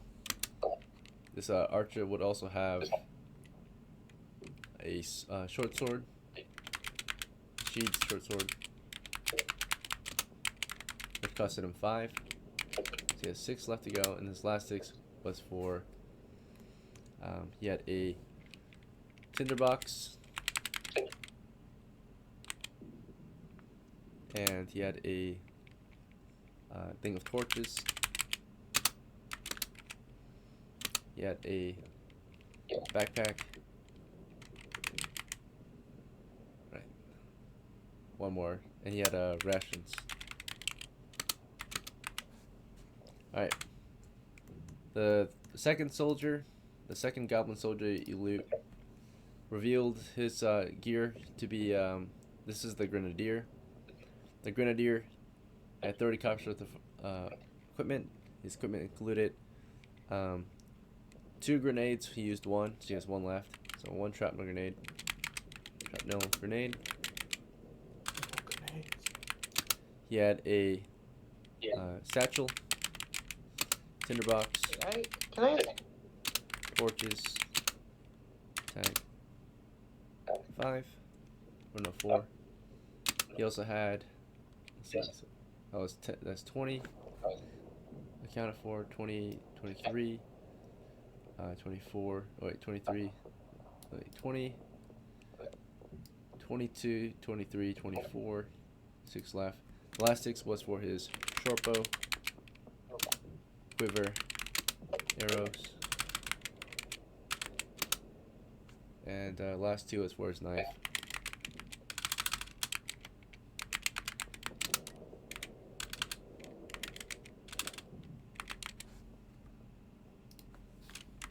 Alright, the last of the enemy troop was equipped with, aside from all of this here, this was the fire lance guy. Fire lance. Alright, so for the fire lance, let's see. Basically, the bus dude. Fire lance 7 coppers. So fire lance. He had, of course, bullet pouch. And he had bullets. He had about 10 bullets. He fired 2, so he's at 8. He also had a satchel, tinderbox, torches.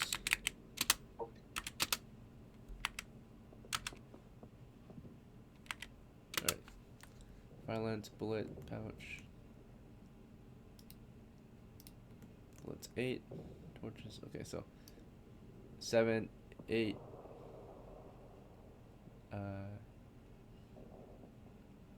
16, 18,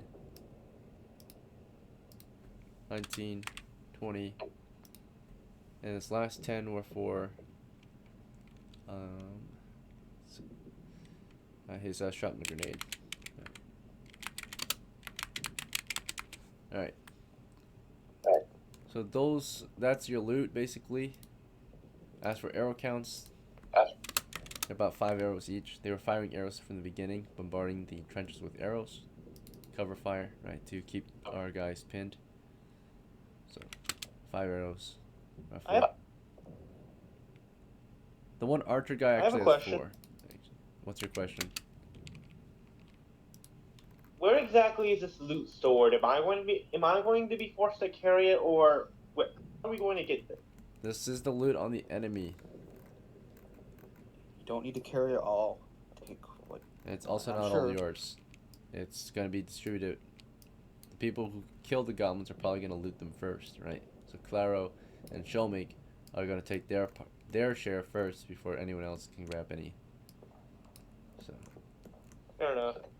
They better take the fire lance and grenades. Alright, so after the battle, the position had to be secured first, right? So after the fighting, of course, ended, they quickly dragged the bodies back, you know, one at a time. They started with friendlies first, so they would drag RADZIG and DOCKLA's corpses out of there for anyone else, their employers and their co-workers' corpse back. As they dragged them back, of course, that's when, of course, Chad and Larry could take action, possibly. Larry, of course, he retreated, he left, for sure. And the guy with his fellow archer, he was assigned to hold position and report, and hold position to prevent the enemy from pushing past the trench, if possible, right? Otherwise, withdraw. Right. So he needs help withdrawing, and he's just getting ready to leave. I'm going to help. You're gonna help. I'll help the archer. Yeah. All right. Yes. So you and him will get this guy out of there.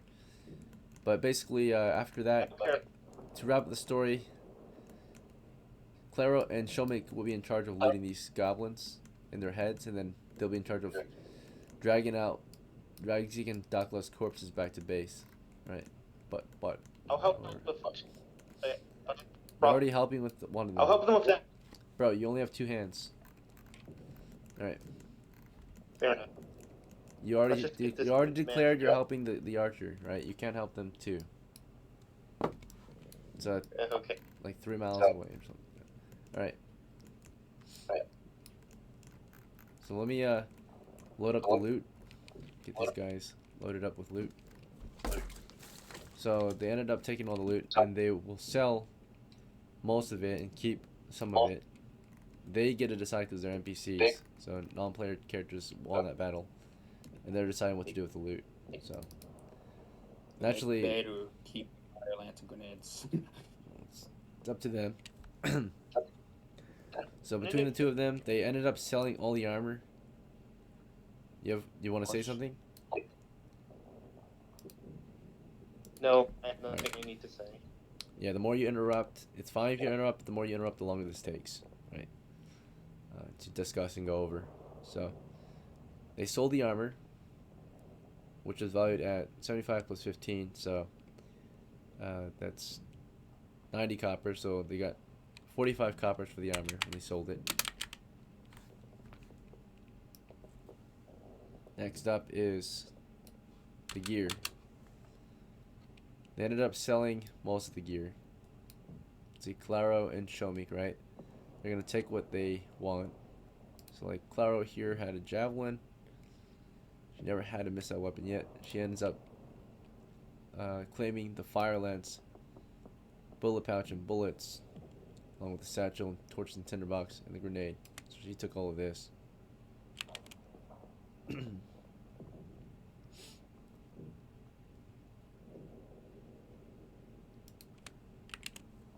Alright. So now she has the fire lance, the bullet pouch, the bullets, the satchel, the tinderbox. Well, she already has a tinderbox and torches, so I guess she has more torches and tinderbox now. She doesn't need more than one tinderbox, so she's probably going to sell that one. So that one sold for not even a copper piece, though. But we're probably going to sell both tinderboxes, so it gives us 1 copper. And all of this, the selling of this gear would not occur at base camp. It would occur back in town. So after this battle occurred, they would eventually, after the battle, looks like they decided, because their employer is dead, they decided to withdraw from the front line, right? So they went all the way back to the village. Yeah. To sell the take loot. our bodies with us. Yep. They would drag the bodies all the way back to the Elven village. Okay, that's convenient. And do they at all give their share of to the dead? Well, that'll be up to them. So, let's see. They're not done deciding everything for the loot yet. So, let's finish that. So, Okay. But they will be going back. They will be going back there. So, that's where they end up selling all their loot. They kept the rations, of course. Rations are very important. The fuel for expeditions. So, they probably ate those rations for the day. So those 3 rations accounted for, and only one of them needs to eat 3 more rations. So between the 2 of them, to feed themselves for the day, they ate those rations, and they also, let's see if there were any other rations to eat.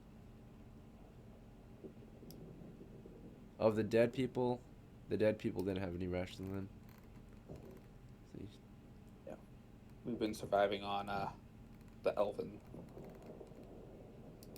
This one right here, CLARO. Alright, went down to 12. Alright.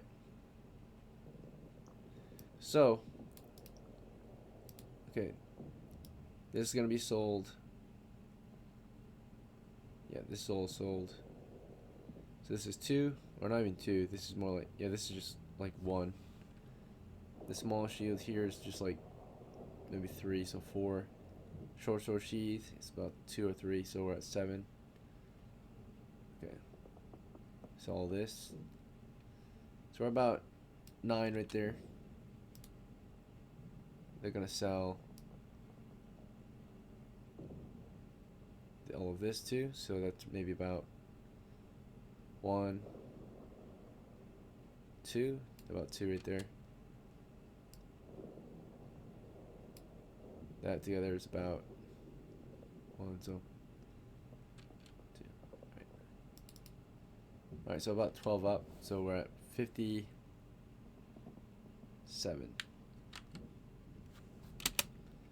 They kept the shrapnel grenade. That went to SHOMICH. SHOMICH decided to keep that for himself. He put it in his... Well, he doesn't have anywhere to put it. Let's return the... let's get that satchel back. Alright, so he's a satchel. Satchel, shrapnel grenade.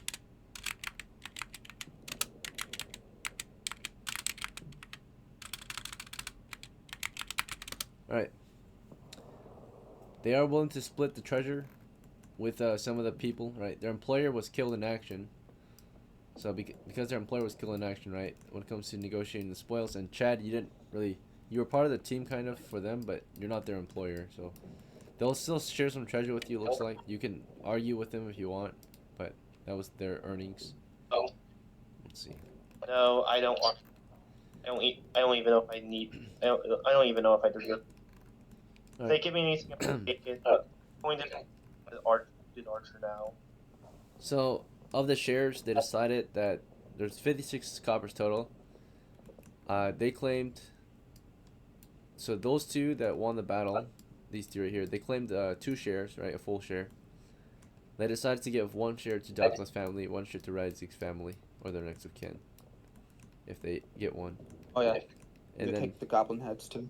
oh yeah, that's right. So they sold those. Goblin heads, you get 5 coppers for each of them. So we're up to 15. actually they're double bounty because we're at war. So it's 10 each then. So we're at plus 30, so we're at 86. Oh my god. And then we also get our daily wages, because if we prove that we were fighting for the elves, you get a daily wage of 1 copper. So those who actually participate in the battle or in the conflict get paid a daily wage, which will be 1 copper, which I won't account for. That's gonna go toward food for most of you, but for them, since they fed themselves, they'll just get a bonus copper. But the elves pay you 1 copper a day. As long as you're in their service fighting under them, right, or fighting for them. So now it should pay for your food, so you won't have to worry about food.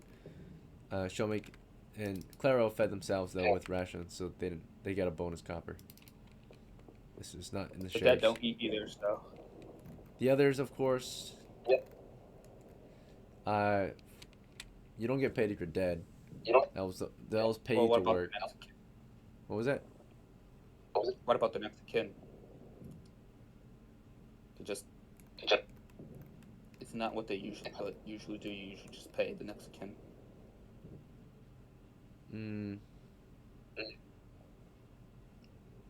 That's not how the elves do it. They just pay you for your daily services typically. They don't pay your next of kin. Damn. That's brutal. The next of kin did nothing to earn it, so. Alright, that's how the elves do it. So you gotta work for your coppers. Right. He did. He died doing it. Dying for them, I mean, they don't hire you to die for them, they hire you to kill enemies. So that's just how they put it, right? How does that help them if you just go out and die for them?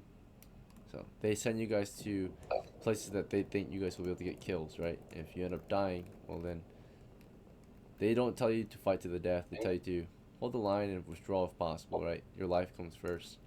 If you die, you don't get paid, right? So, That's we're actually on this, so. yeah, because if they do that, they would. If they pay people for dying, that's just how they put it. The elves, right? Because the elves are kind of stingy. They, at least here, they pay you guys logically, so they pay you to work. And if you die, you no longer work. They don't pay you. So they don't care if you have family or not, right? So most of you guys are refugees. Right. 86 copper so far. Coming back to pick up your wages. There's no wage for RADZIG, no wage for DOCKLA for dying, right? No wage for this guy either. But wages will basically pay for your food for the day.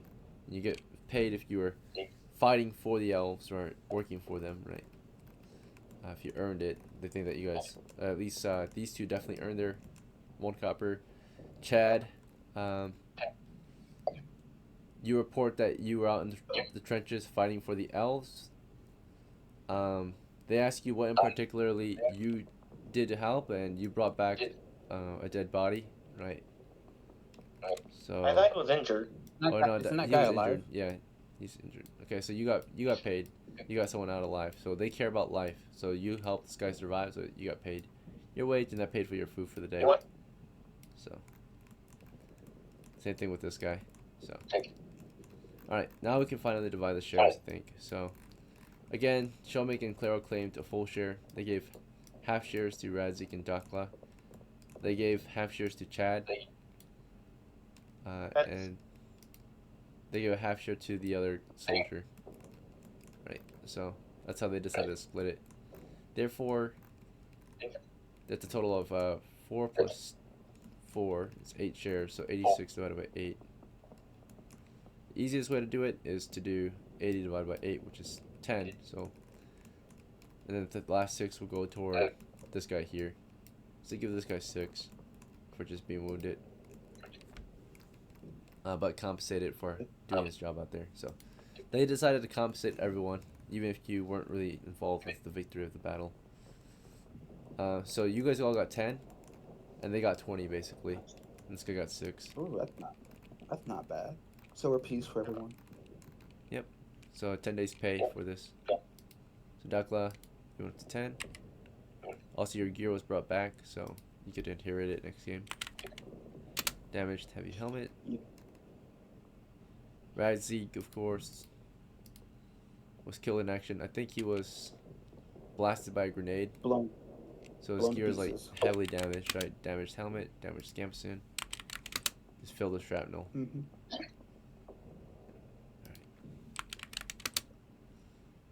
Okay, anything fragile would have also broken.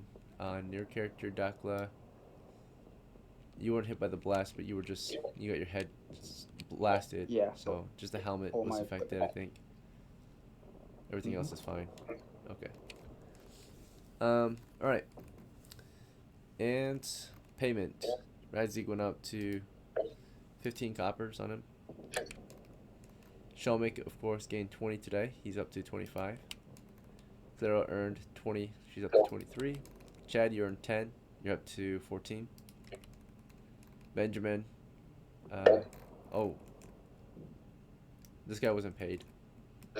But he retreated. He also not really part of this conflict. Benjamin wasn't really here either, right? He didn't get paid. Alright, these two didn't get paid. It was just the rest of you. Alright. That's it. Yeah, so. Wait, how much do I have? And You're these are dead. human mercenaries, actually. The human mercenaries here, in case you want to meet them again, I'll give them some names. How much cup? So we have Rutherford. Pieces did DOCKLA have? Report. Just a moment.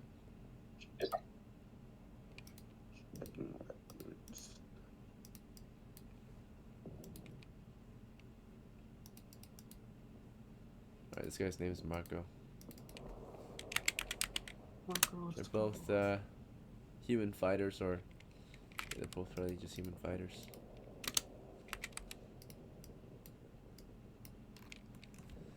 Alright, so with that, the last part of the game, the last of the rewards is your XP. Okay, then we can go into post game. So, experience results is experience as well. Today, DOCKLA, you earned. Oh, you died, so you don't get any experience. Technically. Let's see. You But took that's out 15 a. XP. You did technically took out kill a one. goblin. Yeah, so I guess I'll give you the XP for that. So Yeah. you killed one goblin. It doesn't really matter though, because Alright, we'll give you XP 5. is useless. I'm still genuinely shocked how that game went. I was Uh, happy. We won. 7, But at what cost? 7. Me getting a better character next game. Alright. Surviving the day. If you survive the day, you get 1 XP as well. So, a day of adventuring. So, Chad, you're at 2 XP now. When do I level up, if I may ask? You need 2,500 XP to level up. You can expedite the process by actually getting golden glory, right? By killing monsters and getting treasure. But if you just play by the day and do nothing every day, it'll take you 2,500 days of nothing. Of just surviving. If you survive as a level 1 magic user for 2,500 days or 2,500 sessions, you will level up. You can expedite this process by, of course, doing your job. So if you actually go out and work and grind, this will go a lot quicker, right? Yes, I know. I assure you, next session things are going to be different for Chad. Sounds good. And Chase, it's not like I was. When I was told by Ethan to go to the trench and run across it, I did. The only thing I asked for was a shield. It was only after we discovered the tunnels that I didn't do that.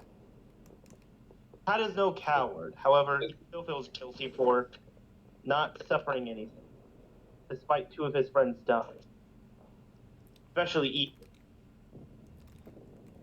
Alright, so good job for getting kills. Anytime your threat is, or also anytime your life is under threat and you survive it, you also get XP for that. So whenever you guys survive an enemy attack, you get XP too. So, like DOCKLA, there were multiple instances where you were under attack. I think at least like 5 Multiple instances. times. So you would have been at 64. RADZIG got attacked like 3 times. Didn't survive all of it. Actually, you didn't survive either. You probably are at 63. RADZIG maybe survived an arrow or in his shoulder. They gave him 1 XP. But then after that, he got blown up. Let's see. So anytime you get attacked and there's a risk of death because they hit you and they roll damage, that's when you actually get XP. So, DOCKLA, how many times did you take damage? Never. Never? Okay, actually, you're actually dead. Yeah, his armor didn't protect him. Alright, so you were not at risk of death then, technically. But if your He's life, always at risk. Yeah, Yeah. Just his armor is just really good. there was only one instance, it's when the Nat 20 came, right? There's a risk of death there. Yeah, like a likely It is risk what of it death. is. So, Doesn't matter to me. high risk It's- of death. Okay. Doesn't matter to me because when he's died, I gain nothing out of it. So, Shomich- other than his nothing. SHOMICH and CLARO, there was no high risk of death for them. I don't think either of them got attacked, right? So, Neither did I. Yes, one did. One did. It was Claro got shot with a fire lance, but it missed. Never mind. yeah, I didn't hit her. I mean, does it matter because he was threatened? Or does he actually have to take damage? You have to take damage. Take damage, right?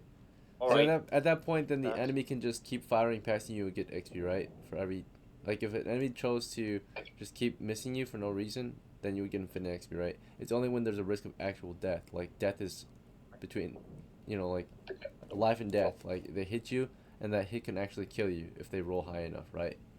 So the high risk of death gives you XP, right? So high Why risk would of an enemy? what? Why would an enemy purposely miss? No, I'm just saying so that people can grind, like so then people can farm XP by just not getting hit. You don't get XP from Oh. not getting hit. You get XP from surviving high risk, high likely of I death. see. Make sense? Otherwise, then people will just like not kill the enemy and they'll just like keep absorbing enemy hits, right? You don't get XP for absorbing an enemy hit with heavy armor because there's no risk of death there, right?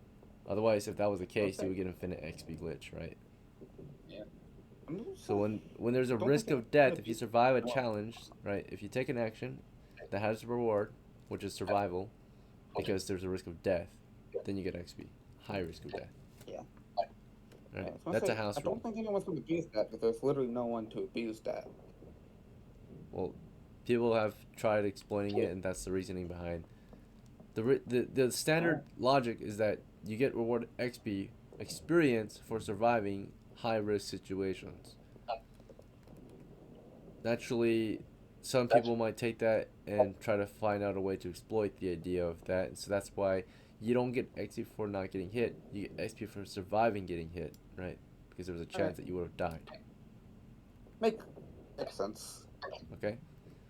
So, Yeah. if 10 arrows fire at you and you're behind a wall, and there was no risk of death, you don't get any XP. But if you're hit by 10 arrows, and you took 1 damage from each of them and still didn't die, then you would get XP because you should have or could have died, right? Pokepie. And yeah, you were taking an action that led to. The main thing is survival, so you can get profit. So. Mhm. Alright. Alright, that's it. So, you all got your XP now, I think. I think I've awarded all the XP and money. So, to wrap up the game, we're going to go into post-game, which is the end of the game. To wrap up post-game, of course, we'll discuss what your characters do after the expedition and in between adventures. So after the expedition, it sounds like, unless you object, but we're kind of out of time to discuss it. But your characters, of course, went all the way back to the elf village, sold the loot, and from there rested up, right, until next time. Any questions or concerns about that? Chad I'm has dead. PTSD. So probably stay away from the camp for a while. I'm very interested in how I can Safely iterate travel. character. And super stat or strengthen his hatred against goblins tenfold. I actually like the idea that he has PTSD now and is actually traumatized from that experience. Not for the reason you think. It's because he felt useless and he saw you die. And it made him realize he can't rely on NPCs to do things anymore. From now on, he's going to do things and not just tell an NPC to do anything. And there's firearms, grenades. Charge. Alright. Well, now we know confirmed that there was roughly 3 goblins reportedly still in the mountains, right? The third goblin was just killed off, I think. They just killed it so they can get the XP money for it. So. Alright. Yay! That was a reportedly fun there are game. 3 I'm goblins happy. out there left. I call this a win Enjoy. for me. Alright. By the way, as you guys can tell, the enemy numbers will be a lot lower moving forward, but same with ours, right? So we're no longer having infinite troop glitch anymore, and they're not having infinite enemy troop I glitch got- anymore. What? 150 people to no, not 150, like 15 dudes to recruit. There are for my, 14 people here that can be recruited. After that 14 are out, there's no more left for like the year, right? That's it. So there is 149. I wrote the People rate who down can't fight. as well. So global population growth annually is 1%, monthly is 0.1% roughly, give or take. Unemployment rate is 5%. So sometimes you can find unemployed characters as well that are not soldier material, but you can shape them. You can put them into shape, right? Yeah. But usually, this unemployment rate doesn't account for readily available soldiers. So This shouldn't be too much an issue to me because I still like have a bajillion. the monthly growth of recruits here is 0.1%. So every month, 149.1% of that is, or 1% of that would be about 1.49, right? So every year, Athenia gets 1.49 soldiers. That's it. Every month, there's only like a very low chance that that soldier might be recruited in that particular month, right? So that's the rate in which you Understand, we can need to- recruit. So if you hire on all 14 of these soldiers and they all die, you get them all killed, Athenia's cooked, right? There's nothing you can We do. do hope. And these soldiers can't be recruited, by the way. These are soldiers, right? So you could possibly recruit them, but they're here to defend the village, right? Mainly, to fight and defend. But when I make DOCKLA the third, it would use the soldier. You have to right? use up one of the soldiers, exactly, when you make a new character. Makes sense. Recruiting them you can't do, but becoming them you can. Yeah, you can become one of them. Okay. You can. And aim if I yourselves. expand, like maybe my land a little bit more. Right. Increase your land size and support more people. So, if you capture enemy forces, right, and build up your labor force, then those laborers could be, these slaves will replace your labor force so that your labor force can become soldiers, if that makes sense. So if you can capture enemies or if you don't even have to capture enemies, if you can free people and liberate them and then subjugate them, then naturally you get more soldiers, right? So it wouldn't be a bad idea of maybe attacking this place. If you manage to, if you Whatever. go there, you can turn the cannibals into workers, and then of course the workers that are men, that are civilians, can become soldiers, right? So they'll free up their labor. Maybe not this place. That's for sure. Maybe like that one is kind of a. Yeah, they have army What of about 12 Fort- soldiers roughly. Well, it's also kind of fortified because the last occupants, me, set up like a whole bunch of bajillion stakes. So Yes, these are small scale wars, little wars around the map right now, right? So you can build up an army, and then maybe you can conquer this coast eventually. maybe retake the shore line base and I did recommend that. It does have 2 less soldiers. Alright, so by the way, out of these Minotaurs, Minotaurs, it's just 1 Minotaur soldier, so Minotaur soldier, it's actually only 1. It's a mercenary. And the rest of them are civilians. Minotaur, civilian.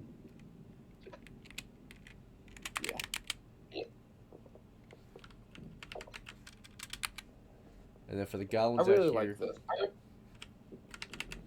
goblin civilians. I like how you consider the civilian population too, with just the roll instead of just like. I like that.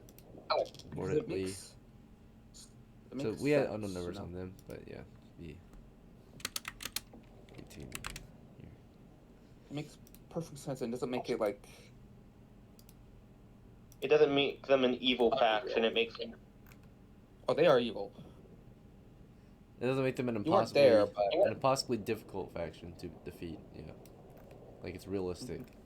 There's a chance of victory. it's real. Yeah, it's not just like a bajillion goblins because there's no real. The Goblin Neat. Mountain Fort reportedly has 6 goblin soldiers left, right? Because half of them were reported in the mountains. We killed 3 of them. For the Goblin Siege Camp, reportedly, of course, I can roll for that too, actually, right now. Because this would be known by the mercenaries. They have counts on the rough idea of how many enemy troops are out there. So, out on the front line, reportedly, there are 23 goblins total out of that troop. About only 3 of them are actually soldiers, right? Left, defending their siege camp. So, Jesus, goblin, this war is actually. soldier. Or usually goblins can actually muster 20% of the population to be soldiers. So, on average, because they live by raiding and pillaging typically, not by farming. So, This is 23, also a much richer area. So and then of course, -6, so that's about 17. So, alright, so 6 soldiers, goblin civilians.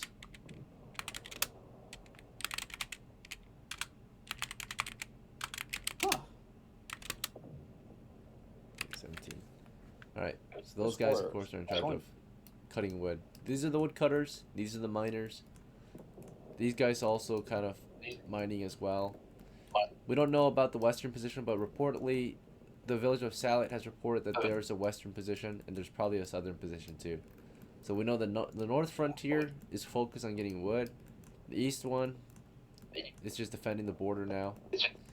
Well, these guys were cutting wood, but now they're mostly defending the border against enemy attacks and raids. These guys here focus on, they're peacefully cutting down trees and mining. The south group is, no one knows what the south group's up to. The central mountain force, right? We've assaulted it once, or we tried to at least one time attack their position, and we ended up withdrawing instead. So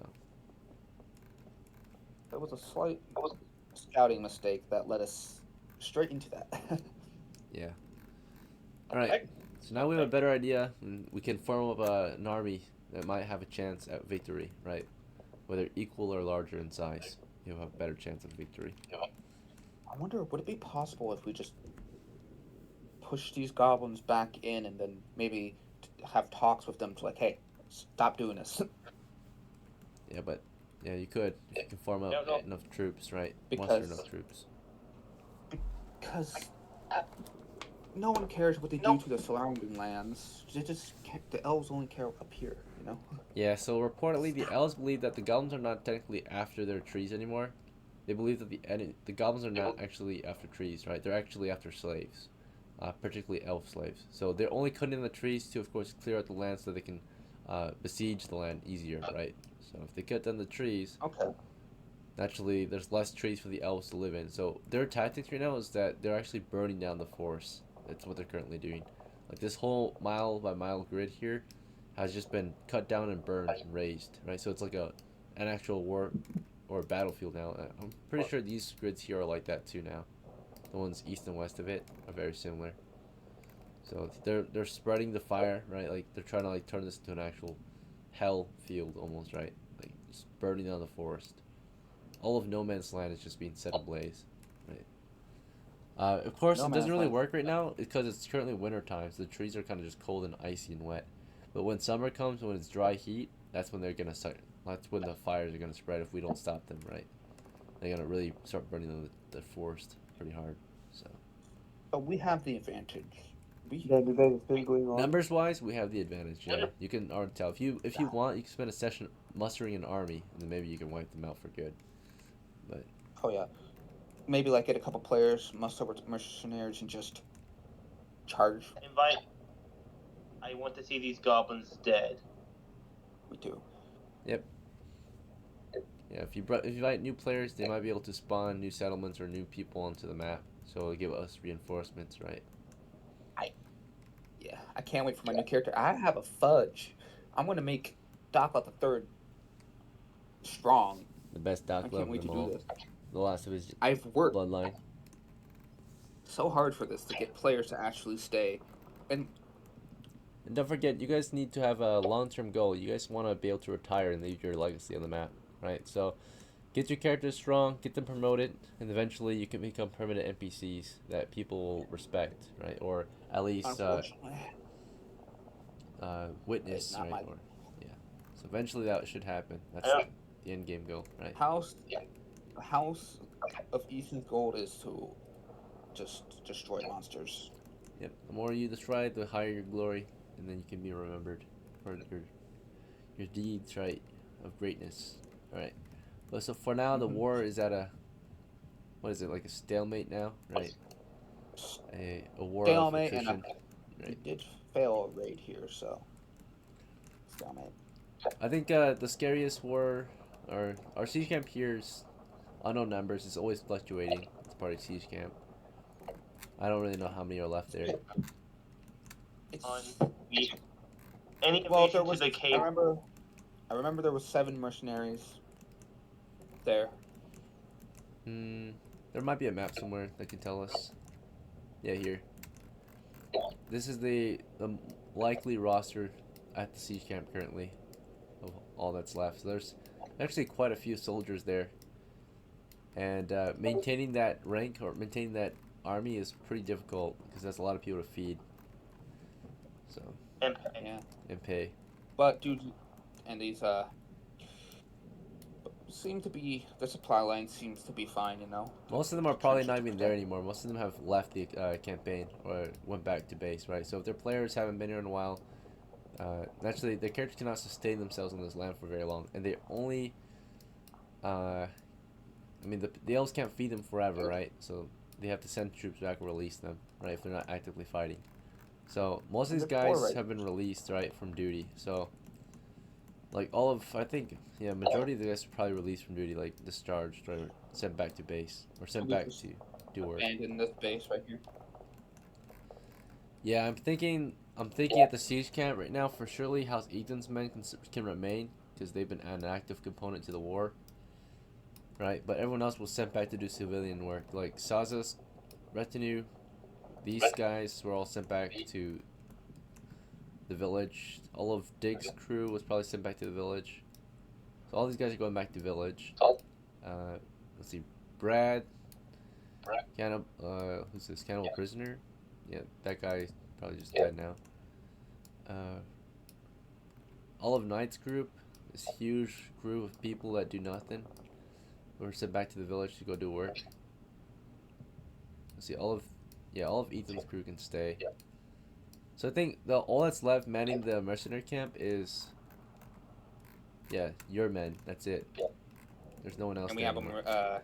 retreat. No point of holding it, you know. Yeah, I mean, the trenches has been. We might have to withdraw the trench, right? So we give up the trench. So at this point, it looks like our men here withdrew, and we're probably gonna send a runner to get these guys back because the logistics is really bad right now. Because these guys are working extra hard, you know, all that food, sending it all to the soldiers who are just sitting there doing nothing, just twiddling their thumbs, right, holding the trench, right. So the main reason why I want this is so we can starve these guys out mainly, but now we're starting to starve as well. So. Well, We could these have guys have been horrible. And their main Plus, way of survival, by the way, these goblins, they have to eat every day as much as us. They do have farms in their caves. They eat bugs and they eat mushrooms and they eat other cave animals, right? So their main diet is bugs, cave animals, and mushrooms, right? But if they're doing nothing, they're doing nothing. They're starving. They're starving currently. These guys. So we're starving them out. That's why they're a little friendlier. They're trying to get food, right? They're super hungry. They have, with all those goblins, that's a lot of food to eat per day. That's 7 plus 28, which is 35. 35 times roughly 3. So 35 times 3 100.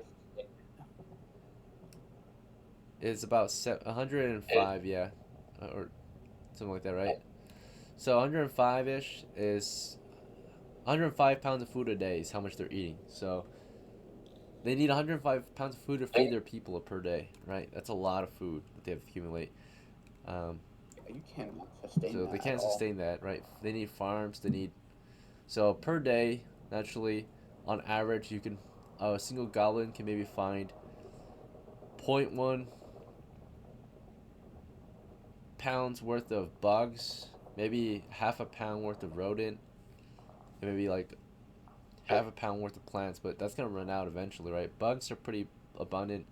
Plants, it's the growth of plants, right? If they allow it to grow. So the plants feed the bugs feed the rodents, right? Their ecosystem's shutting down if they just continue to eat cave animals all day. So they need to go out and raid and pillage and eat humans if they want to survive, right? Our siege camp prevented that. Yeah, so they're gonna start cannibalizing themselves pretty soon if they're forced to. So, actually, it might not be a bad idea to keep people there. That's what's currently going on. That was Smaller force, definitely, because you don't need like 12. We don't need like 20 people. Dudes. Yeah, because 20 Yeah. people is already 60 most. pounds of food a day. Yeah, so You just need 7 at most. 7 times 3, 21 pounds of food a day, right? Every grid produces a certain amount of food. So, by the way, like this grid here, there's a maximum amount of food that can be produced here, and then you need workers to actually produce the food. But a farm grid produces the most food per day. Forest grid doesn't produce much food at all, because to get food from the forest, you basically have to forage and hunt. And foraging and hunting can only sustain you for a very short time. For a small piece of land, you need a lot of land to just survive based on food or based on hunting and gathering. Otherwise, Luckily. it doesn't last long. But all of these grids here are farmlands now. Like that's why the trees have been wiped out, so that farms can be built on it. This here was a settlement. It was raided. I think it's a ruin there now. So it should look like this. So Really? When did that happen? You didn't see that. yeah, it was too close to the cannibals, right? The settlers there they were building up their home and such, right? And then eventually, over the past few days, a raid came in from the cannibals. The cannibals needed to also get some supplies in. So the cannibals, they mainly live off of hunting and gathering too, and they don't really farm too much, but they also live off of killing other humans and eating them, right? So makes it a little easier for them. And they Well, that sell means to we the definitely enemy. have to attack these guys. Yeah.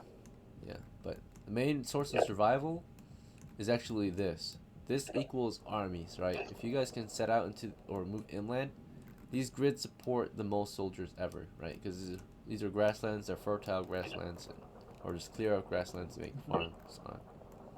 So, ready for cultivation. Yeah. All right. I just this map was. Thanks for playing, guys. I'll see you at the next one. Have a good night.